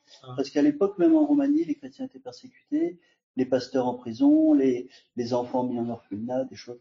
Et Portes Ouvertes, là, communiquait beaucoup. On avait des petites cartes de prière pour chaque jour, etc. Et c'était pas des rituels ou des il faut que je prie, mais on avait les prénoms dans nos cœurs. Et ce qui fait que quand je suis arrivé au Vietnam avec des Bibles, alors tout était secret, il faut que tu sois à tel endroit avec tes sacs, tu dis rien à personne jusqu'à ce qu'on te dise Vichy, il me dit c'est le mot que je me rappelle. Mais alors donc il y a un gars qui vient me voir, il me dit Vichy, et puis je vois qu'il est avec sa petite fille. Puis je le regarde, je dis mais Pasteur Aïe, il me dit oui, et c'était un gars que j'avais sur une carte. Et il venait d'être libéré 3 mois avant, parce que moi je dis mais moi je vous ai encore en prison. Ça fait 3 mois libéré, il parle français et tout. Et il était déjà en train de prendre des risques pour revenir chercher des livres. Et il avait passé 2 ans de prison. Et là, je lui dis, parce qu'on a pu parler un petit peu, je lui dis, mais l'Assemblée, vous aviez 60 personnes, et qu'est-ce qui s'est passé pendant 2 ans? Vous avez retrouvé? Il dit, maintenant il y a 600. C'est lui le berger. Et boum, à chaque fois, à travers les chrétiens persécutés, le Seigneur nous a rappelé des vérités primaires mais puissantes qui réformaient nos C'est cœurs. lui qui bâtit son Et église. voilà, ça, plus d'autres, plus les dernières là, en Irak quand j'étais là, je voyais des frères et sœurs dans les containers qui disaient avant on avait une église, un pasteur, on attendait le dimanche pour se retrouver. Maintenant tous les jours on est avec Jésus et on cherche sa parole et on prie les uns pour les autres. Donc vraiment des choses qu'on apprend par la bouche de ceux qui souffrent et qui sont qui n'ont pas un plan B, ils sont dans ce focus de Jésus. Et par rapport, si vous aviez par moi, je sais pas moi, 2-3 témoignages par rapport à votre contact avec l'Église persécutée, est-ce qu'il y a des personnes ou des témoignages qui vous ont marqué, quoi, de manière brève? Ouais. Est-ce qu'il y a des rencontres? Moi, j'ai rencontré Hélène Béran qui a écrit un livre qui s'appelle Le chant du rossignol. Elle est d'un petit pays qui s'appelle l'Érythrée. Et elle était chanteuse de gospel. Ils lui ont interdit de chanter, mais pour elle, c'était juste impossible. C'est un très beau livre à lire. Elle est venue en France, donc. À Bordeaux. À Bordeaux, parce qu'on avait organisé une tournée pour les 60 ans de l'ONG Porte Ouverte. Et donc, elle a refusé d'arrêter de chanter. Donc, elle s'est retrouvée pendant 36 mois dans un container. Oh. Puisque c'est comme ça qu'ils mettent les prisonniers. Ah, il a enfermé 36 mois. Avec toute la chaleur. Avec, voilà, très très chaud en journée, très très froid. Mais après, ils lui ont fait toutes sortes de pressions pour la rendre folle, pour qu'elle renie Jésus. Mais bon, je vous laisserai découvrir son histoire. Franchement, c'est très touchant. Mais ce qui m'a touché, moi, c'était de la rencontrer en réel. Donc, on organisait sa tournée à Bordeaux. Et il y avait une grande église et une grande salle. Donc moi je préparais le café, etc. Et à un moment donné, elle était un peu sollicitée. C'est une femme qui a failli perdre l'usage de ses jambes à cause de la persécution, de la torture, quoi. Donc elle avait une grande robe et puis on la savait fatiguée. Et puis à un moment donné, puisqu'elle était un peu sollicitée par les gens avant la réunion, Eric lui dit d'aller dans une salle se reposer. Moi je le savais pas. Et puis moi je prends ma cafetière, je traverse cette salle et je sens une présence. Et je tourne mon visage et je la vois au fond de la salle. Elle était assise sur une chaise et ses jambes allongées sur l'autre chaise et face à un mur, face au mur, quoi. Et quand je l'ai vue, en fait, c'est comme si dans mon esprit, je l'ai revue dans le livre que j'ai lu, dans le container, et la présence de Jésus. Je ne peux pas bien vous l'exprimer, mais ça m'a vraiment troublée. Je disais, quand j'ai traversé cette table, je dis, oh, Jésus, mais tu es le même qui est en moi, qui vit en elle. Ça peut paraître bizarre, mais quand on connaît son histoire, son parcours, parce qu'elle a, voilà, c'est une grosse histoire juste magnifique. Et quand ensuite elle a chanté, donné son témoignage et qu'elle a chanté, c'était waouh, c'est quelque chose quand même. Et, je sais pas. Oui, j'ai un souvenir en Chine où on était parti. À l'époque, c'était nous les jeunes et on était avec des personnes qui avaient 60, 65 ans. Et le défi à ce moment-là en Chine, puisque les Bibles avaient été brûlées, les pasteurs étaient arrêtés, c'était vraiment. Et il y avait des demandes de Bibles, style, il y avait des Bibles qui tournaient où les gens recopiaient les passages, ils avaient le droit de la garder qu'une journée, etc. Et beaucoup de nouveaux chrétiens, par contre, qui demandaient des Bibles. Donc, ils passaient des Bibles qui s'appellent éléphants, c'était des grosses Bibles. Et par nous, donc nous, on avait 2 grands sacs. Et à l'époque, il n'y avait pas les sacs à roulettes comme on a maintenant, les trolleys, etc. Donc, c'était des grands sacs qu'on portait. Et les personnes âgées étaient avec nous. Et notre mission, c'était de partir de Guanzhen à Canton.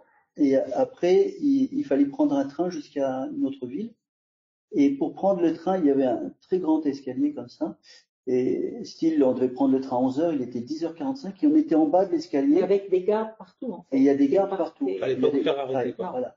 À n'importe quel moment, une gare pouvait dire c'était le dernier train, donc après c'était. Donc nous, on voyait, il faut monter là-haut, il faut qu'on dans 15 minutes, on soit là-haut, qu'on trouve le bon train, etc. Et les personnes âgées, tiraient leurs sacs, etc. Et moi, j'essayais de les aider, mais je dis, bon, je vais monter déjà une première fois les 2 sacs, je reviendrai les chercher. Et puis là, d'en haut, on voit descendre un gars très balèze, blond. En plus, ça, c'était un gars. Un très beau gars. Les Chinois sont petits. Nous, on est de taille moyenne, mais lui, il avait une tête de plus que nous, très Il grand, descend et il dit, sportif. il dit, mais Elvio, puis-je vous aider?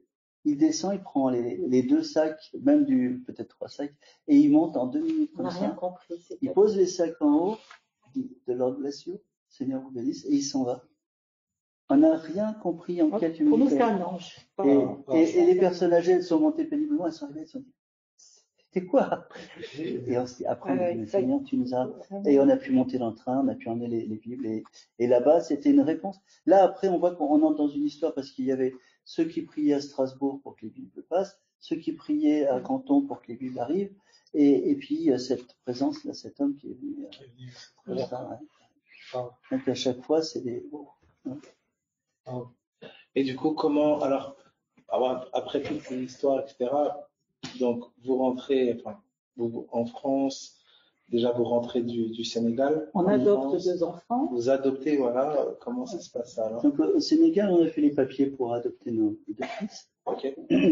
Et lorsque nous étions au Sénégal, on savait qu'on allait rentrer en France. On avait toujours la pensée de l'église locale. Quand on était au Sénégal, notre ami qui avait démarré le dispensaire avait démarré un groupe de maison et ensuite les gens se réunissaient. Il y avait partage, il y avait formation de disciples, responsabilité personnelle aussi de grandir en Christ, qui était là. Et nous, on se disait, mais quand on va rentrer en France, on aimerait bien perdurer dans cette réalité et pas être de nouveau dans un système religieux. Et entre-temps, on a un couple de frères et sœurs qui étaient venus nous visiter et avec qui on avait prié. Et lui est plus enseignant aussi. Et un mois après leur visite, il nous a envoyé une lettre. Nous, on se posait la question si on n'allait pas les rejoindre. Et là, il m'a posé la question dans la lettre qu'il m'envoie. Ce serait vraiment bien que nous rejoigniez. Avec cette vision d'établir une église qui serait jamais pyramidale, collégiale, former des disciples, faire des guerriers, etc. Donc ça, c'est quelqu'un qui vous écrit depuis la France. Voilà. Il vous dit, quand vous reviendrez en France, voilà, on aimerait faire, collaborer ensemble. Ok, d'accord. Et nous, on avait eu la pensée aussi de les rejoindre. On voyait qu'il y avait vraiment quelque chose de, déjà une confiance. La pensée était bonne. La pensée était en quelque part anti-système, un peu. Oui. Ah oui, voilà, complètement. La pensée, voilà. Mais rapidement. Et même il m'avait dit, tu as appris à travailler sous des hommes, tu vas apprendre à travailler avec, et à travailler, enfin servir, tu vois. Et donc, on est rentré, on a loué, on n'avait plus que 60 francs, mais on a pu, j'ai repris mon travail. On a pu, on a vraiment manqué de rien, reprendre un appartement après en location, se retrouver dans une petite ville, une région que je ne connaissais même pas, dans le Gers, à Auch. Et puis là, il y a eu, j'ai repris mon travail et on a commencé à prier. Pendant une année, on a prié pour ce projet. Et l'orientation est venue sur Pau. Il y avait un groupe d'une dizaine de personnes qui se réunissaient. Et nos amis, il a été très emballé pour encourager ses frères et établir quelque chose de... Alors, le point, c'était original. Ça ne sera pas comme les autres, ça sera différent. Et ça peut être une très bonne pensée quand on fuit la religiosité ou le système, mais ça peut être aussi une pensée d'orgueil quand tu penses que tu vas faire mieux. Toi-même par tes... Donc il y avait quand même, j'insiste sur ça parce que souvent c'est des choses qui se passent dans nos vies. Il y avait cette pensée, on ne veut pas reproduire un système. Oui, tout à fait. Donc voilà, il n'y aura pas quelqu'un qui va chapeauter ou qui qu'on soit tous égaux entre guillemets, on veut pas reproduire un système. Voilà. Donc l'intention était bonne. Tout à fait. À la base, un peu une intention anti-système. Oui. Et au final, du coup, comment ça s'est mis en place, comment ça a évolué? Fédération d'église. Non, pas tout de suite. Au début, groupe de maison. Oui, mais c'était le même schéma qu'au début. C'était sous couvert d'une fédération d'église. Voilà, qui a dit il vous faut une couverture spirituelle. Donc là, vous l'avez entendu aussi peut-être dans les églises locales. C'est un gros mensonge, la couverture spirituelle, c'est Jésus, rien d'autre. Il n'y a aucune dénomination, il n'y a aucune domination non plus. Il n'y a aucun frère ou sœur qui peut être la couverture autre que Jésus-Christ. Donc là, voilà, franchement, c'est peut-être pas du fait de la simplicité de notre cœur où nous, on s'est laissé embarquer dans ce truc-là et il y avait un frère qui se disait apôtre, un autre prophète, l'église doit être basée sur quels symptômes vous avez vus? Quels symptômes vous avez constatés? Les titres? Pour moi, la même non, parce que nous, on n'avait pas de titre, en fait, si ce n'est que... Mais les titres, les gens après te les donnent aussi. Et puis finalement, ça te colle et puis puis voilà, puis ça En fait, devient. la même chose que la première fois, mais C'est-à-dire, sous une autre forme. Exactement. exactement, Ok. c'est-à-dire que tout d'un coup, au début, Jésus au centre, Voilà. et tout d'un coup, le système, le fonctionnement, des impératifs, On te parle des d'équipe protocoles, apostolique pour le coup, et moi et ça passe au milieu, et Jésus en périphérie. Wow. Et pourtant, avec des choses qui se passent spirituellement. Oui. Quand même. Alors, Oui, conversion, c'est des grâces. beaucoup de jeunes, et là, pour le coup, on avait 35-40 ans, Mm. et il y avait beaucoup de jeunes de 20-25 ans, deux groupes de musique qui commençaient à impacter la région, et puis des conversions. Et la même chose s'est passée. Au début, c'était dans les maisons, ensuite on a loué un local, on est arrivé à 50 personnes, et ensuite, ça revient moins cher d'acheter le local, de faire les travaux. Et le frère en question était à plein temps, alors ça c'était aussi quelque chose qu'on a souvent rencontré auparavant aussi. Le premier pasteur, il travaillait, mais à un moment donné, il faut que je me mette à plein temps pour le Seigneur. Et du coup, il fallait beaucoup de finances pour le salaire du pasteur, pour le bâtiment. Et quand moi j'emmenais des gens qui étaient de la rue ou des femmes avec 3 enfants qui savaient pas comment, il y avait tellement à chaque fois, en plus on était dans les conseils d'administration, on voyait les budgets, bâtiments, pasteurs, etc. Et après il y avait fonds aide sociale ou évangélisation. Qui était minuscule, quoi. Minuscule, mais ridicule parfois. Et on parle vraiment pas ce soir par rapport à des personnes, mais vraiment par rapport à un système qui est pernicieux et comment dire, qui vient doucement. Ça vient pas comme ça. Ouais, c'est subtil, quoi. C'est subtil, voilà, c'est ce mot. Donc, mais pour vous personnellement, dans votre quête spirituelle de Jésus, est-ce que vous avez vu, vous vous êtes vu vous décentrer subtilement? Est-ce que pour vous personnellement, comment vous l'avez vécu? Après tout ce parcours, toutes ces années, qu'est-ce que vous avez constaté chez vous personnellement? Comment vous avez vécu? Moi, j'ai l'impression que c'est comment dire, c'est que le poids du protocole, du système, amenait en fait une tristesse dans nos cœurs, en fait, et puis comme si on n'était pas en phase avec ce qu'on avait envie de vivre. Donc petit à petit, t'as plus envie d'aller aux réunions. Des réunions, c'est horrible, quoi, mais tu parles de cas, tu parles plus de personnes. Réunion de responsables, si tu veux. Moi, j'avais l'impression des fois de revivre des réunions d'éducateurs dans le milieu social, quoi. Tu fais des études de cas et tu vois comme ça. Et en fait, nos cœurs étaient, enfin, on n'y arrivait plus, on n'en avait vraiment pas envie parce que il y a quand même l'amour pour Jésus honnêtement, ne nous a jamais quittés. Je crois que c'est vraiment ce qui nous a gardés. Et pour certains frères et sœurs qu'on a pu retrouver après toutes ces expériences comme ça, c'est finalement c'est avec ces personnes-là qu'on s'est retrouvés sur le plan central, quoi. On va dire, tous ceux qui sont restés attachés à une forme de système, on s'est pas encore retrouvés. À un moment, il y a comme un choix entre le système et Jésus. Oui, non, c'est l'évidence. Tu ne peux pas faire autrement. Okay. Après, moi, on a toujours été en porte-à-faux parce qu'après, il y a eu des réunions. Il y a des réunions locales, si tu veux, on était dans une ville près de Pau. Il y a une réunion locale, on était donc 2 couples. Tout au départ, vraiment pour prier, intercéder. Après, beaucoup moins de prières, mais comme dit Marie, beaucoup plus d'analyse, stratégie, puis le local, et puis si, il faudrait qu'on fasse une rencontre, les jeunes, si. Et beaucoup de choses comme ça, mais la prière prenait moins de place. Et ensuite, il y a au niveau extra-local, cette fédération d'églises a englobé toute une stratégie pour la France, de Perpignan à Marseille, à Lyon. Et là, au début, on a été 2-3 fois, mais après, on s'est dit... Jésus n'était plus au centre, en fait. C'était vraiment très stratégique. Il y avait 2 chants avant, 2 chants après, mais il n'y avait pas... Et bon, en même temps, c'est dans ces années là, on est dans les années 2000, du coup. Ça, il y a encore 20 ans. Non, mais 2000-2010. Mais il y a eu des temps, des nuits de prière aussi, parce qu'il faut, comment dire, il y avait quand même des choses bonnes. Voilà. C'est ça, c'est mélangé. Et c'est dans ces nuits de prière qui nous avaient révélé que la génération 2000, 95-2000 allait se lever, qu'elle allait être une génération sans visage. Il y a eu vraiment des paroles qui étaient données. Et quand il dit n'éteignez pas l'esprit, c'est comme si par certains comportements ou comme on disait subtilement, ça vient et on peut éteindre l'esprit. On peut éteindre l'esprit. Et du coup, après, comme dit, on arrivait même à certains rassemblements ou culte du dimanche ou de réunion, on arrivait avec la joie et on sortait, c'était lourd, on se disait mais qu'est-ce qui s'est passé? C'est une communion d'esprit quand il n'y a plus, en fait, tu te sens plus ni à ta place, ni les autres te font sentir. Que t'es plus, il y a une t'es pensée plus là, en fait. spirituelle qui est Il y a comme commune, une, quoi. Il y a comme quelque chose dans l'esprit qui se c'est sépare. séparé. Alors, bon, je toucherai là, après, c'est vraiment, vous pouvez en parler ou pas.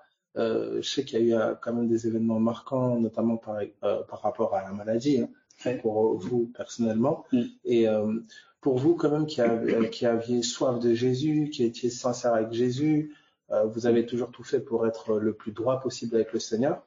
Finalement, vous êtes attaqué quelque part, voilà, par la maladie. Et bon, je sais pas si ça vous en parle un petit peu ça pourrait encourager aussi. On est arrivé dans la région de Pau en 2000 et c'est en 2005 notre fille aînée a eu un cancer. Il y a toi d'abord.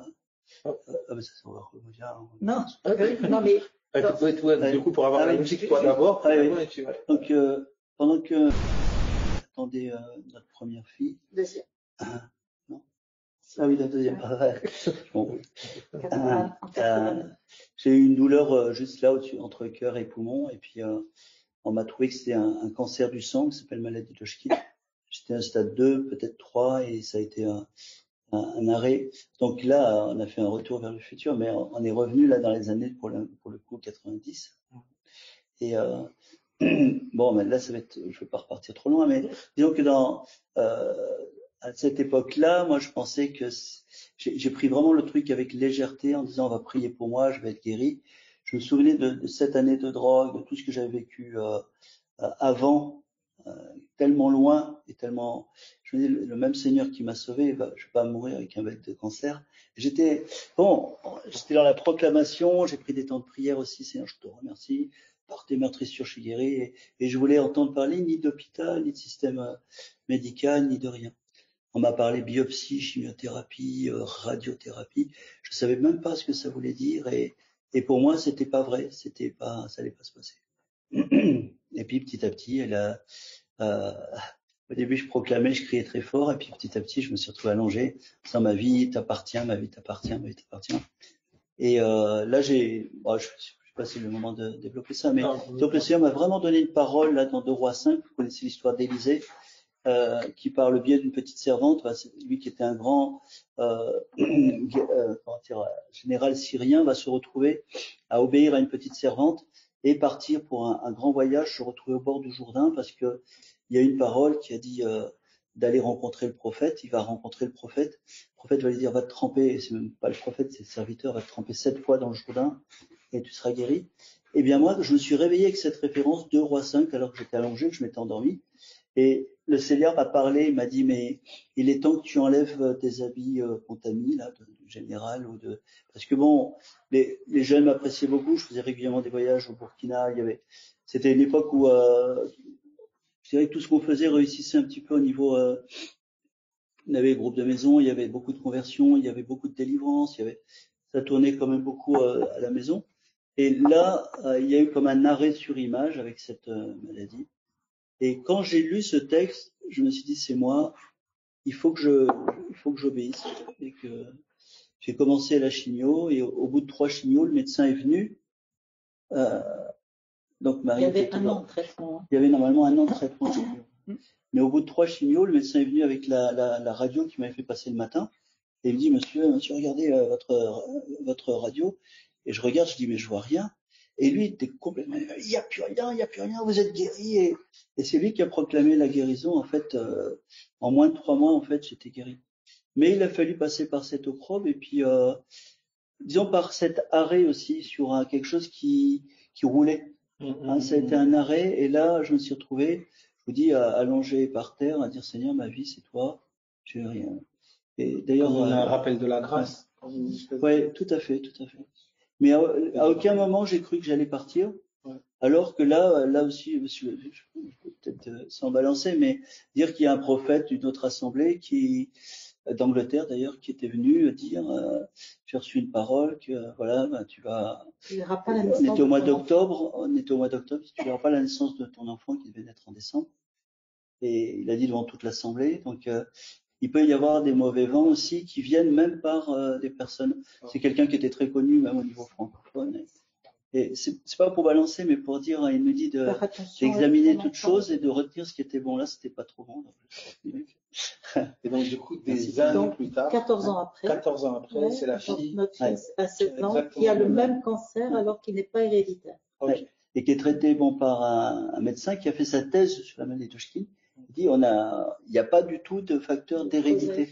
Parce que parfois, il peut y avoir des choses qui se reproduisent comme ça. Donc, elle a été guérie. Aussi. Entre-temps, elle a fait aussi une expérience de foi hein, qui lui est personnelle. Et nous, là, c'est de nouveau... Par rapport à votre foi et par rapport à votre relation avec Jésus, est-ce que ça vous a secoué, j'imagine? Comment vous l'avez vécu? Dieu nous abandonne. Pour moi, c'était pire que quand j'étais affecté, moi. Ouais. C'est-à-dire que là, je disais, non, mais moi, oui, mais elle, non. Et vraiment, j'avais quelque chose qui... En colère, mon cœur, pas en colère, mais anéanti dans mon cœur. Okay. Et dès le début, déjà pour moi, on avait appris à poser les pourquoi, à jamais exiger le pourquoi. Mais ça revenait, hein. Et pourquoi? C'est quoi ton but, Seigneur? Qu'est-ce que tu vas faire? Qu'est-ce qu'on doit comprendre? Qu'est-ce qu'on a mal fait? Est-ce que il y a quand même, je le dis, hein, là, sans honte, mais est-ce qu'on a mal fait quelque chose? Est-ce que on n'est pas assez engagé ou on a mal engagé ou il y a quand même une culpabilité qui est venue surtout quand c'était ma fille, en fait. Elle avait quoi, 15-16 ans? 16 ans. Ouais. Et dans ces temps d'épreuve, j'imagine qu'il y a plein de voix. Il y a plein de gens, parfois, là, ou partout, soi-même. on nous a même dit, enfin, on a vraiment dit des choses graves. Ouais. On avait adopté des enfants, il fallait pas. Enfin, on nous a dit vraiment des choses qui étaient graves par rapport à notre cursus, puisque nous, et comme tu dis, c'est des voix qui viennent parfois de gens qui ont un pseudo-ministère ou des choses. En tout cas, le fond de la part de Dieu, c'est ça qui est grave. Et, bon, c'est un peu Job. Hein, moi, le souvenir que j'ai quand il a été malade, à ce même moment, on a un frère qui est décédé du sida. Sur la même période. Ok. Voilà. Vous connaissiez bien. Oui, c'est des convertis. C'est un ancien de très proche, quoi. Ok. Le frère de celui qui vient de décéder. Ok. Et donc c'était sur la même période. Donc moi j'étais enceinte. Et donc, il y avait vraiment comme un esprit de mort, en fait, hein, qui était classé, c'était très oppressif. Et moi, j'ai gardé une image. J'avais comme si, parce que pendant 2-3 jours, j'ai fait comme un transfert, en fait, de la sœur qui était veuve, du coup, qui n'était pas son mari, parce qu'on avait les mêmes enfants du même âge, enfin, etc. Et l'image que j'ai gardée, c'était comme si en fait j'étais sur une île et que l'île, enfin j'avais plus que mes pieds qui étaient sur quelque chose de solide et que tout s'effritait autour. Et je savais que c'était Jésus. Et c'est quelque chose parce qu'après on a vécu d'autres choses compliquées en fait. Quand même, il y a eu aussi des agressions sur une de nos enfants aussi. Enfin, il y a eu quand même des choses compliquées, douloureuses. Mais je sais pas, en fait, il y avait comme une évidence aussi. En fait, je pense que dès le début, quand on s'est converti, on a eu la notion du combat. Enfin, on savait qu'on s'engageait, dans une guerre, et enfin, toujours comme si c'était, je sais pas comment dire, une évidence que nos vies lui appartiennent et quoi qu'il se passe, en fait, on était toujours en lui. Tu vois, même si, tu vois, c'est un peu abstrait tout ça, mais quoi qu'il se passe, en fait, Christ est là, quoi. Christ est là, voilà, Jésus est là. Il n'y a vraiment pas eu une seule fois vous avez le sentiment qu'il vous abandonnait. Non, jamais. Et l'unité, bon, particulièrement quand c'était ma fille qui a été malade, l'unité aussi de combat entre nous, mais aussi d'une manière l'assemblée aussi, hein. L'assemblée qui se sentait concernée. Donc, bon, ça fait bon l'épisode. Ouais. Donc, dans la suite, vous évoluez et alors pour vous personnellement, après quand même 30, 35 ans de parcours de marche avec Jésus, qu'est-ce que vous avez vu, je pense, comme des cycles se répéter, mais par rapport au temps dans lequel maintenant vous êtes maintenant, ces dernières années, peut-être 10 dernières années, etc., par rapport à vous personnellement, qu'est-ce que vous avez eu à vivre? Qu'est-ce que par rapport à votre relation avec Jésus, est-ce qu'il y a eu une actualisation? Est-ce qu'il y a quelque chose de nouveau que vous vivez? Est-ce qu'il y a, c'est quoi votre état d'esprit un peu? Comment? On peut dire en tout cas que ces dernières années, il y avait, enfin il y a 10 ans peut-être, on va dire comme ça pour raccourcir, il y avait une certitude, c'est que on savait ce qu'on ne voulait plus vivre. Amen. Okay. Donc ça, c'était, mais alors clair comme de l'eau de roche, tout ce qui a un goût religieux, protocole ou répétitif ou je sais pas, voilà religieux, ça on savait qu'on voulait, c'était fini. Donc progressivement, on a coupé les choses qui nous liaient à ça. Hein. Ouais, le Seigneur nous avait vraiment dit de ne plus nous engager. Donc on a déménagé de Pau sur Bordeaux, on a été sollicité aussi dans une assemblée en particulier. Et le Seigneur nous avait dit de plus du tout prendre part, mais on restait tous les deux, on est en 2012, 2011-2012. C'est quoi, Seigneur, ton Église? Quelle est et là, c'est à travers des chrétiens persécutés. Donc là, pendant 3 ans, j'étais engagé aussi avec Portes Ouvertes à aller dans les pays où il y a les persécutions, à revenir et après à aller visiter des tas d'assemblées en France, avec plein de dénominations différentes, mais avec un seul message de nos frères. Et sans parler d'étiquettes religieuses, mais en parlant de cœur et de persécution. Et l'Église persécutée, il te parle que de Jésus et de sa parole. En fait, c'est tout. Hein. Et ce que je voulais rajouter, c'est que dans les années 90, 2000, etc., d'une manière cyclique, il y avait des vents de réveil ou pseudo-réveil, mais il y avait des actions de l'esprit. Par exemple, il y a eu à Mâcon dans les années 90, il y a eu après des choses qui ont débordé après dans la chair, je pense, mais sur Toronto, sur Brownsville. À chaque fois, il est ici, il est là, il se passe ici. Et il y avait aussi, et il y a toujours un mouvement de prière et d'intercession pour la France, jour et nuit, 24 sur 24. Évangélisation. Voilà. Et après, des trucs aussi ponctuels qui, quand ils sont suscités par l'esprit, je pense, peuvent produire du fruit. Mais après, il y a copier-coller. Ouais, il y a eu des choses vraiment particulières. Hein. On a des gens qui sont venus dans les Pyrénées en faisant comme des arcs, en tirant sur le... Il y a eu des choses comme ça. Alors, si c'est comment dire, il y a des temps de prière, des temps de réconciliation, des temps par rapport à l'Algérie, à tout le passé aussi, colonial, etc. Alors, je pense que quand c'est inspiré par l'esprit, il y a un fruit. Et sinon, ça peut être aussi des schémas et des canevas très compliqués, mais qui éloignent de Christ. Et le pire, c'est quand il y a après un copier-coller sur ces événements et que des gens vont commencer à sonner le chauffard partout juste parce qu'ils ont vu quelqu'un le faire. Je ne veux pas mépriser ceux qui le font avec foi, hein, mais on a vu parfois quand même des choses assez bizarres et qui étaient comme des modes et qui étaient comme terrestres aussi, qui n'avaient pas de fruits en tout cas. Donc, dans votre marche, quand même, vous avez vu quelque part des formes de réveil, des vents comme ça où il y a eu un zen, des conversions, voilà. Et en même temps, vous avez vu comme un système progressivement éteindre ces sortes de mouvements. Puis le focus se met par exemple sur la guérison, avec des hommes comme Wilber qui était venu en retrouvant une simplicité à aller prier dans les rues. Pourtant, bien que la guérison soit pas mauvaise, mais dès l'instant où ça devient le focus, la même sur délivrance. Alors après, frère d'Angleterre qui venait dans chaque assemblée, mais après il y avait les pour et les contre, et ça levait aussi des levées de boucliers.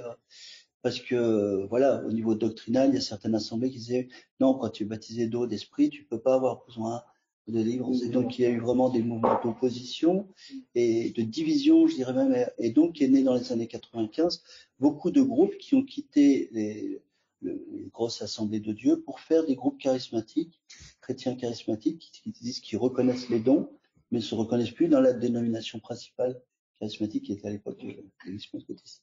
Donc, c'est je sais pas pour parler de tout ça, mais c'est quand même bien de voir qu'à chaque fois, il y a l'esprit est en train d'agir d'une manière pour produire quelque chose qui amène la vie, et il y a quelque chose de terrestre, mais aussi de spirituel qui va détourner. Et ça peut être pareil dans nos vies personnelles, Complètement. chaque jour. Et donc, du coup, vous disiez donc, il y a 10 ans, comme un désir ferme de ne plus vouloir revivre. Voilà. Système, tout ça, gros trucs, machin, etc. Et donc, du coup, ok, vous saviez ce que vous vouliez pas vivre, mais est-ce que vous saviez ce que vous vouliez vivre? Finalement, c'était un peu l'inconnu. Comment vous l'avez, Eh ben, il y a eu, comment vous avez cheminé, du coup? Porte ouverte.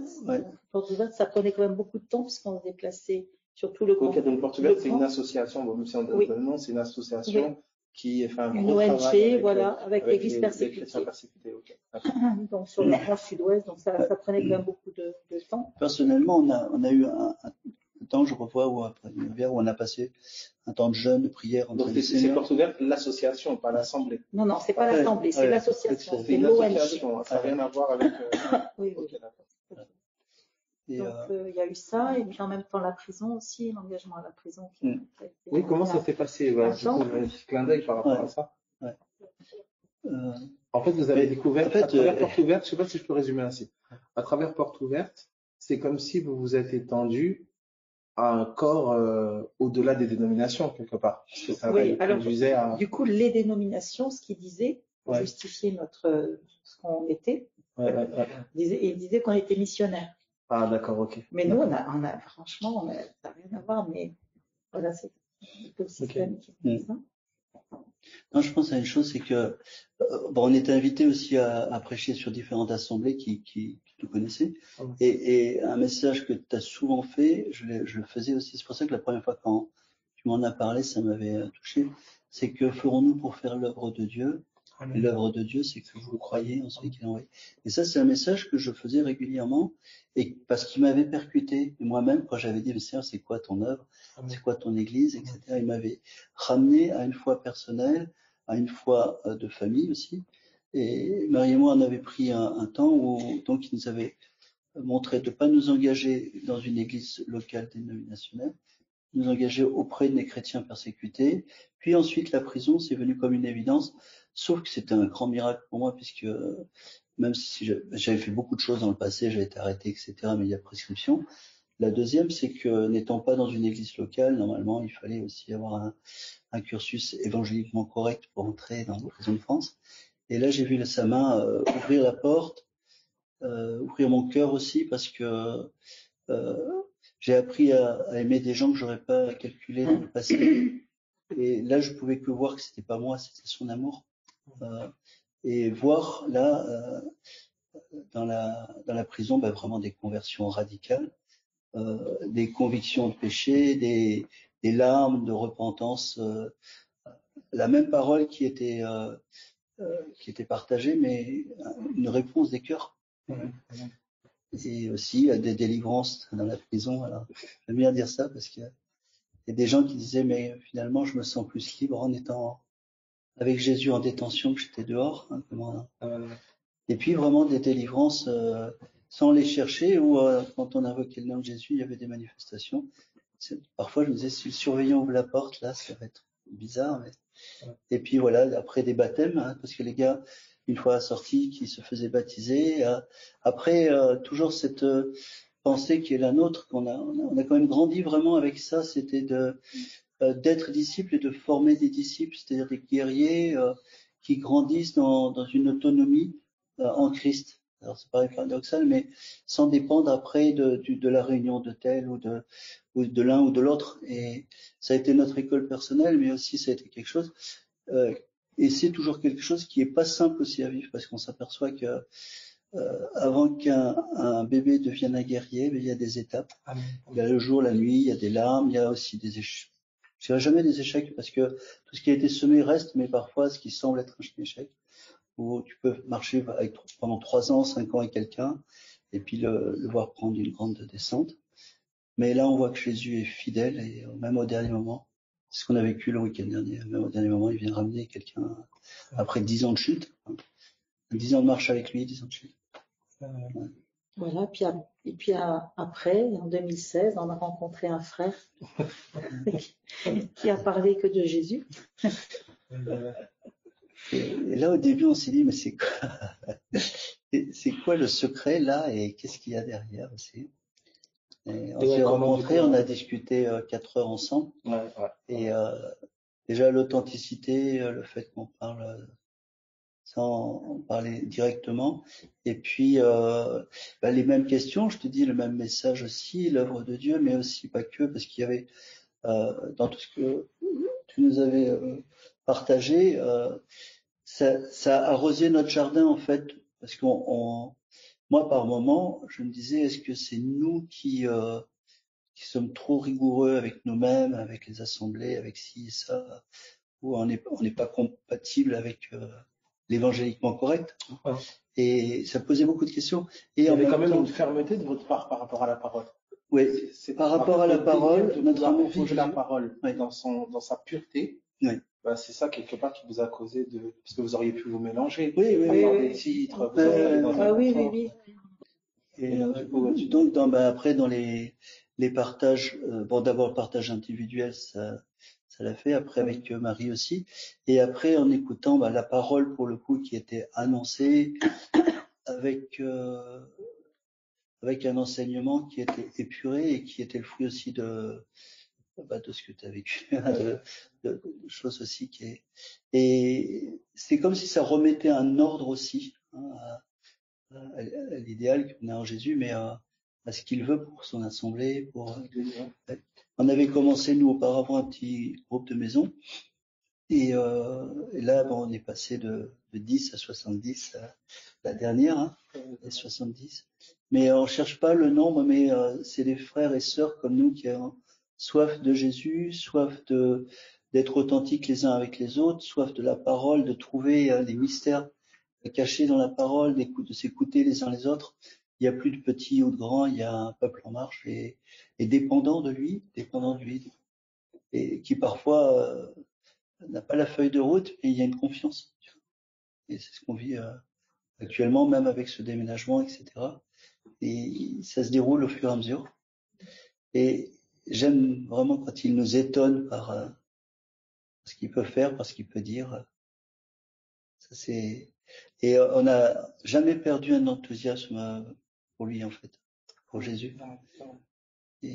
Et chaque matin, alors là je le dis pour ceux qui ont du mal à lire la parole, mais chaque matin, moi je redécouvre encore des choses que j'avais pas vues ou mal vues ou que je vois d'une manière différente.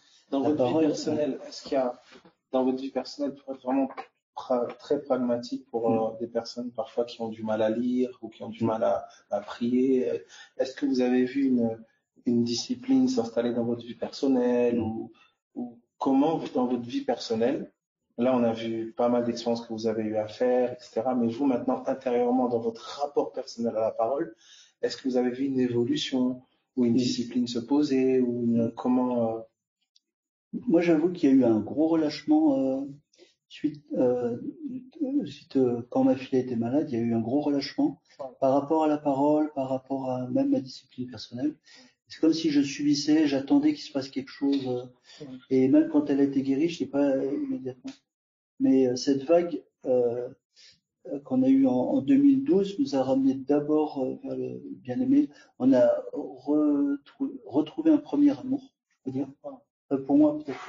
Oui, il y a eu ceci. Et du coup aussi une fin de la parole et qui a été vraiment excitée après en 2016 quand on t'a rencontré.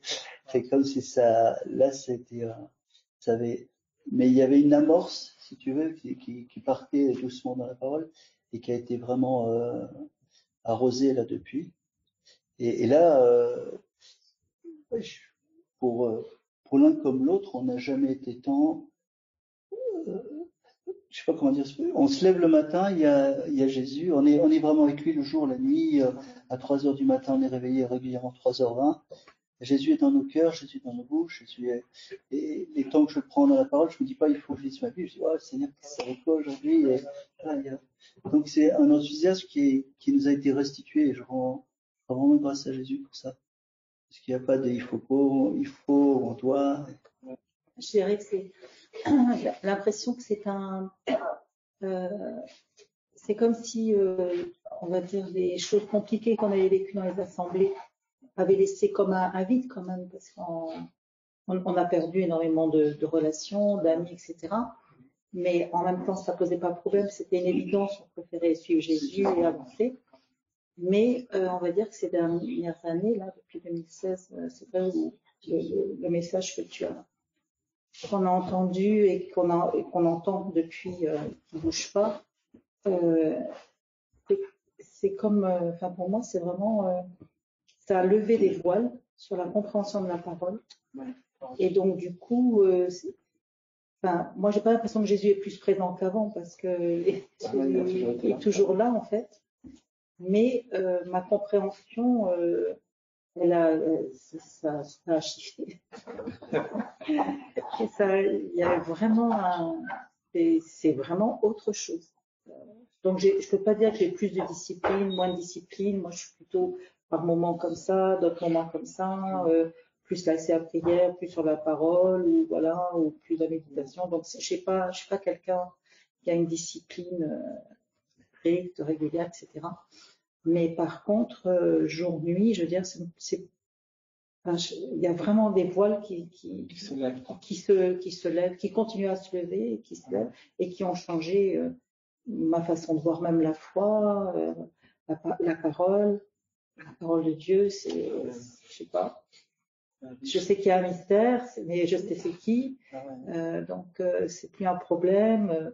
Souvent j'ai un peu dénigré on va dire le côté intellectuel, ayant peu de connaissances, on va dire, enfin de connaissances.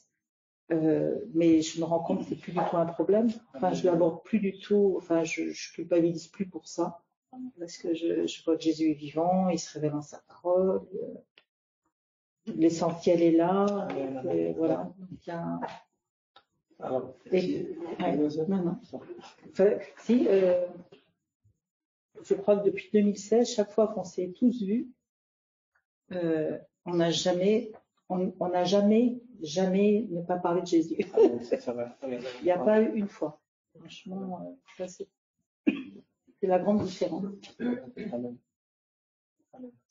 Alors, bon, moi, je me considère vraiment comme des anciens et des aînés, soit dans l'expérience ou même, voilà, dans la foi, tout ça.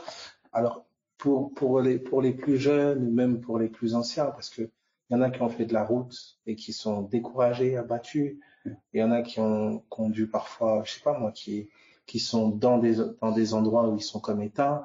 Il y en a qui ont quitté certains endroits et ils savent pas comment s'y prendre. Il y a des plus jeunes qui découvrent. Et voilà, pour tous ces gens-là, si vous aviez plus ou moins à donner différents conseils aux différentes pensées, à ces différentes catégories de personnes, comment vous synthétiseriez? Bon, je sais que vous direz Jésus. Mais je veux dire de manière plus pragmatique. Non, c'est vraiment dû faire confiance puisque c'est lui qui nous a appelés et il demande qu'une chose, c'est de se révéler par qui il est, par sa parole et au travers du corps. Voilà, je remercie mon Seigneur pour tout ce qu'on a pu apprendre avec toi, mais aussi avec les frères et sœurs, avec ces différents voyages qu'on a fait les premières années sur différentes villes de France, où il y avait des plus jeunes, où il y avait des aînés, où il y avait des gens blessés, où il y avait des gens qui découvraient. Et à travers ça aussi, on apprend à aimer le corps de Christ et à voir sa fidélité sur les frères et sœurs, et à voir que même si très souvent on est les plus vieux, les aînés, eh ben, on apprend par les plus jeunes, par toi en particulier, à travers de ta consécration, mais aussi par des frères et sœurs comme ça qui parfois découvrent juste la foi, mais vont venir avec une parole, un déclic qui va nous mettre aussi donc Jésus continue à se révéler dans l'intimité, mais à travers le corps. Ça, c'est vraiment une joie.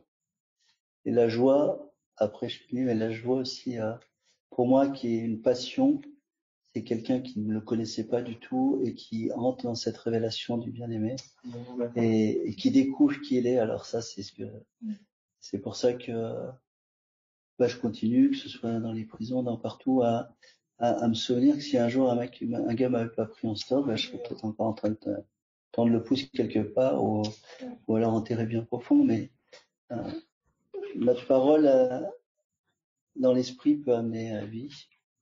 Tu le dis souvent. Et gardons-nous de rester silencieux quand on est face à la détresse, ou face à la souffrance, face à l'indifférence aussi. Ouais, moi je dirais, moi j'encouragerais vraiment ce que je continue à me faire pour moi-même. C'est d'où tu pars. Parce que moi, ce qui a vraiment changé concrètement ma vie avec le Seigneur, c'est quand j'ai compris que j'étais réellement, c'est-à-dire c'est pas juste inversé, mais que j'étais réellement assis dans les lieux célestes en Christ. Et je sais pas si vous vous rappelez, en 2007, je faisais mon petit dessin, hein, ça m'a fait rire souvent, mais je faisais, donc pour ceux qui savent pas, mais je faisais un petit dessin. Je faisais, donc je vous encourage à réécouter en tout cas tout ce qui est des enseignements sur le terrestre et le céleste. Et donc, je faisais un petit nuage pour le céleste, une petite terre ronde pour le terrestre. Je faisais une croix entre les deux. Et je me faisais un petit smiley dans le ciel qui rigolait et un smiley mort en bas. Et bon, voilà, ça a duré tout un temps. J'avais recommencé à lire la parole avec mon petit dessin, etc. Mais quand ça s'est, quand j'ai assimilé cette pensée, parce qu'il y avait, comment dire, c'est comme quand, enfin, la première fois que j'ai entendu parler du terrestre céleste, il y avait comme dans mon cœur quelque chose qui disait, je suis en train de te dire quelque chose d'important. Et je sentais que c'était important et que ça allait changer quelque chose. Mais c'était dur au début de capter cette pensée-là. Et je me suis accrochée parce que je reconnaissais la voix du Seigneur, en fait. Et c'est pour ça que j'avais fait ce dessin, j'ai écouté, réécouté, etc. Et quand ça a basculé, en fait, mon regard sur les choses ont changé. C'est-à-dire, c'est comme par exemple, vous avez un défi, vous avez un défi de foi devant vous. Par exemple, j'ai une montagne devant moi. Si je pars d'en bas, je vois la montagne qui prend tout elle est immense en fait. Maintenant, si je pars je suis en hauteur, assis dans les lieux célestes en Christ, cette montagne, je vais quand même la voir. Il va falloir que je la passe, mais j'ai pas du tout le même regard dessus. Je peux même voir au-delà. Et ça a tout changé en fait. Donc je sais que j'ai toujours, il y a certains combats, certains défis qui sont toujours les mêmes au jour d'aujourd'hui, mais je les aborde plus du tout de la même manière. Le même regard, plus du tout le même, ouais, vraiment. Donc en tout cas voilà, moi, quels que soient en fait les âges des personnes, enfin pour chacun de nous en fait, si j'encouragerais, c'est vraiment que ça fasse partie intégrante je crois que c'est vraiment notre homme intérieur qui est appelé à vivre comme ça en fait, et à demeurer là. Parce que bon, je sais pas s'il y a une pensée que tu veux. Non, merci vraiment le Seigneur pour, je sais que tu n'aimes pas ça, mais pour ton obéissance et pour les larmes que tu as passées aussi, pour les temps dans le passé où tu t'es mis à part pour l'écouter, d'une manière personnelle, et puis après merci vraiment que tu n'aies pas gardé ça pour toi, c'est vraiment dans ton coin. Tu as été comme ce petit garçon qui vient avec ses 5 pains, ses 2 poissons et qui voit la multiplication. Mais il a lâché ses pains et ses poissons, il n'est pas parti les manger seul. Il les a partagés, enfin, il les a remis au maître et le maître a distribué. C'est vraiment ce que je vois qui est en train de se faire. Et je vous remercie parce qu'il est en train de lever des fils et des filles. Et je suis vraiment touché par toute cette génération. J'en parle souvent des 95-2005 là, qui se lèvent avec vraiment un élan, un désir de pureté, de mise à part, de sérieux aussi, avec des moments où ça chute, où ça tombe, mais ils se relèvent et ils sont encore plus déterminés à avancer. Donc voilà, la passion est là, l'enthousiasme, mais aussi la reconnaissance aussi pour tout ce qu'on vit au présent. On n'est pas en train de juste remuer. Parce que parfois, tu interroges les aînés, ça fait peur, parce qu'ils disent « Ouais, mais avant c'était mieux, on faisait ça, ça, ça. » Parce qu'aujourd'hui c'est mieux et demain ça sera encore plus. Ouais, je voulais juste rajouter quand même parce que Je crois qu'une des dernières fois, tu as parlé aussi des calomnies que tu peux subir.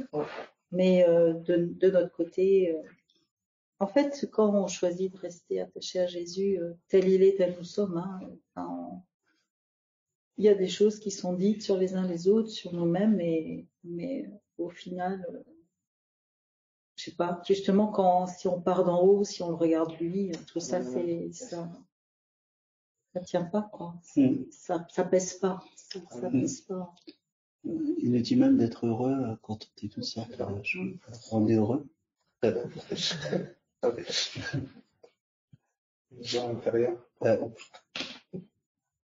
Ok. En tout cas, gloire à Dieu, hein, merci. Merci pour ce temps.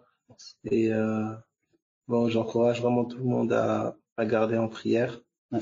Et voilà, merci pour ce moment. Que Dieu soit béni. Donc voilà, c'était en direct enfin bref, ouais, amis. Ok. Donc bonne soirée tout le monde. Je sais pas si tout le monde a bien entendu. Voilà, gloire à Dieu. Je sais pas si le son était ok. Donc voilà, en tout cas, gloire à Jésus.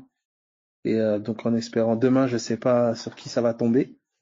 Dans tous les cas, voilà, ça fait du bien d'entendre des anciens qui ont gardé la passion et le cœur pour Jésus et être conscient aussi que mais la parole qui est prêchée, c'est pas pour une catégorie de personnes ou c'est pas pour on est tous sous on est sous l'autorité de cette parole et qui a commencé à travailler bien avant qu'on naisse ou bien avant qu'on prétende quoi que ce soit avec elle. Elle touchait déjà des gens avant notre conversion, avant nous. Et c'est dans cette même lance, c'est dans ce vent-là qu'on se tient. Et après nous, il y aura encore d'autres personnes qui la saisiront et qui courront avec. Donc que ça nous garde conscients que voilà, Seigneur, tu nous donnes de participer à quelque chose. C'est une grâce, des choses auxquelles des gens avant nous ont participé. Et il y a des pièges aussi. Il y a des pièges. Moi, ça m'interpelle quand même de voir que il y a des personnes avec des bonnes volontés, un cœur sincère, qui ont voulu parfois se tenir contre un système et vouloir vraiment voir Jésus glorifié, et qui sont eux-mêmes retombés dans un système.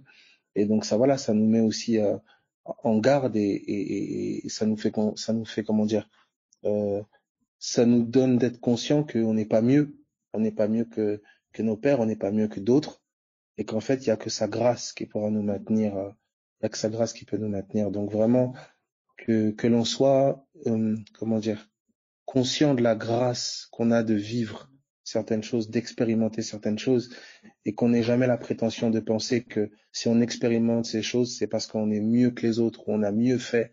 Non, c'est une grâce, et pourvu que cette grâce perdure, quoi. Moïse, aussi sincère qu'il soit, il a frappé un jour le rocher, et c'est Josué qui est rentré à Canaan. Pourtant, c'était le grand Moïse, mais il a frappé le rocher. Donc, on soit conscient que quoi qu'on vive, Seigneur, merci. Et s'il y a des choses que l'on peut voir et que d'autres ne voient pas encore, c'est pas parce qu'on est meilleur ou quoi que ce soit, mais c'est vraiment miséricorde et grâce, c'est tout. Donc soyez encouragés, soyez fortifiés et passez une bonne soirée. Donc bye bye tout le monde, au revoir, bonne nuit.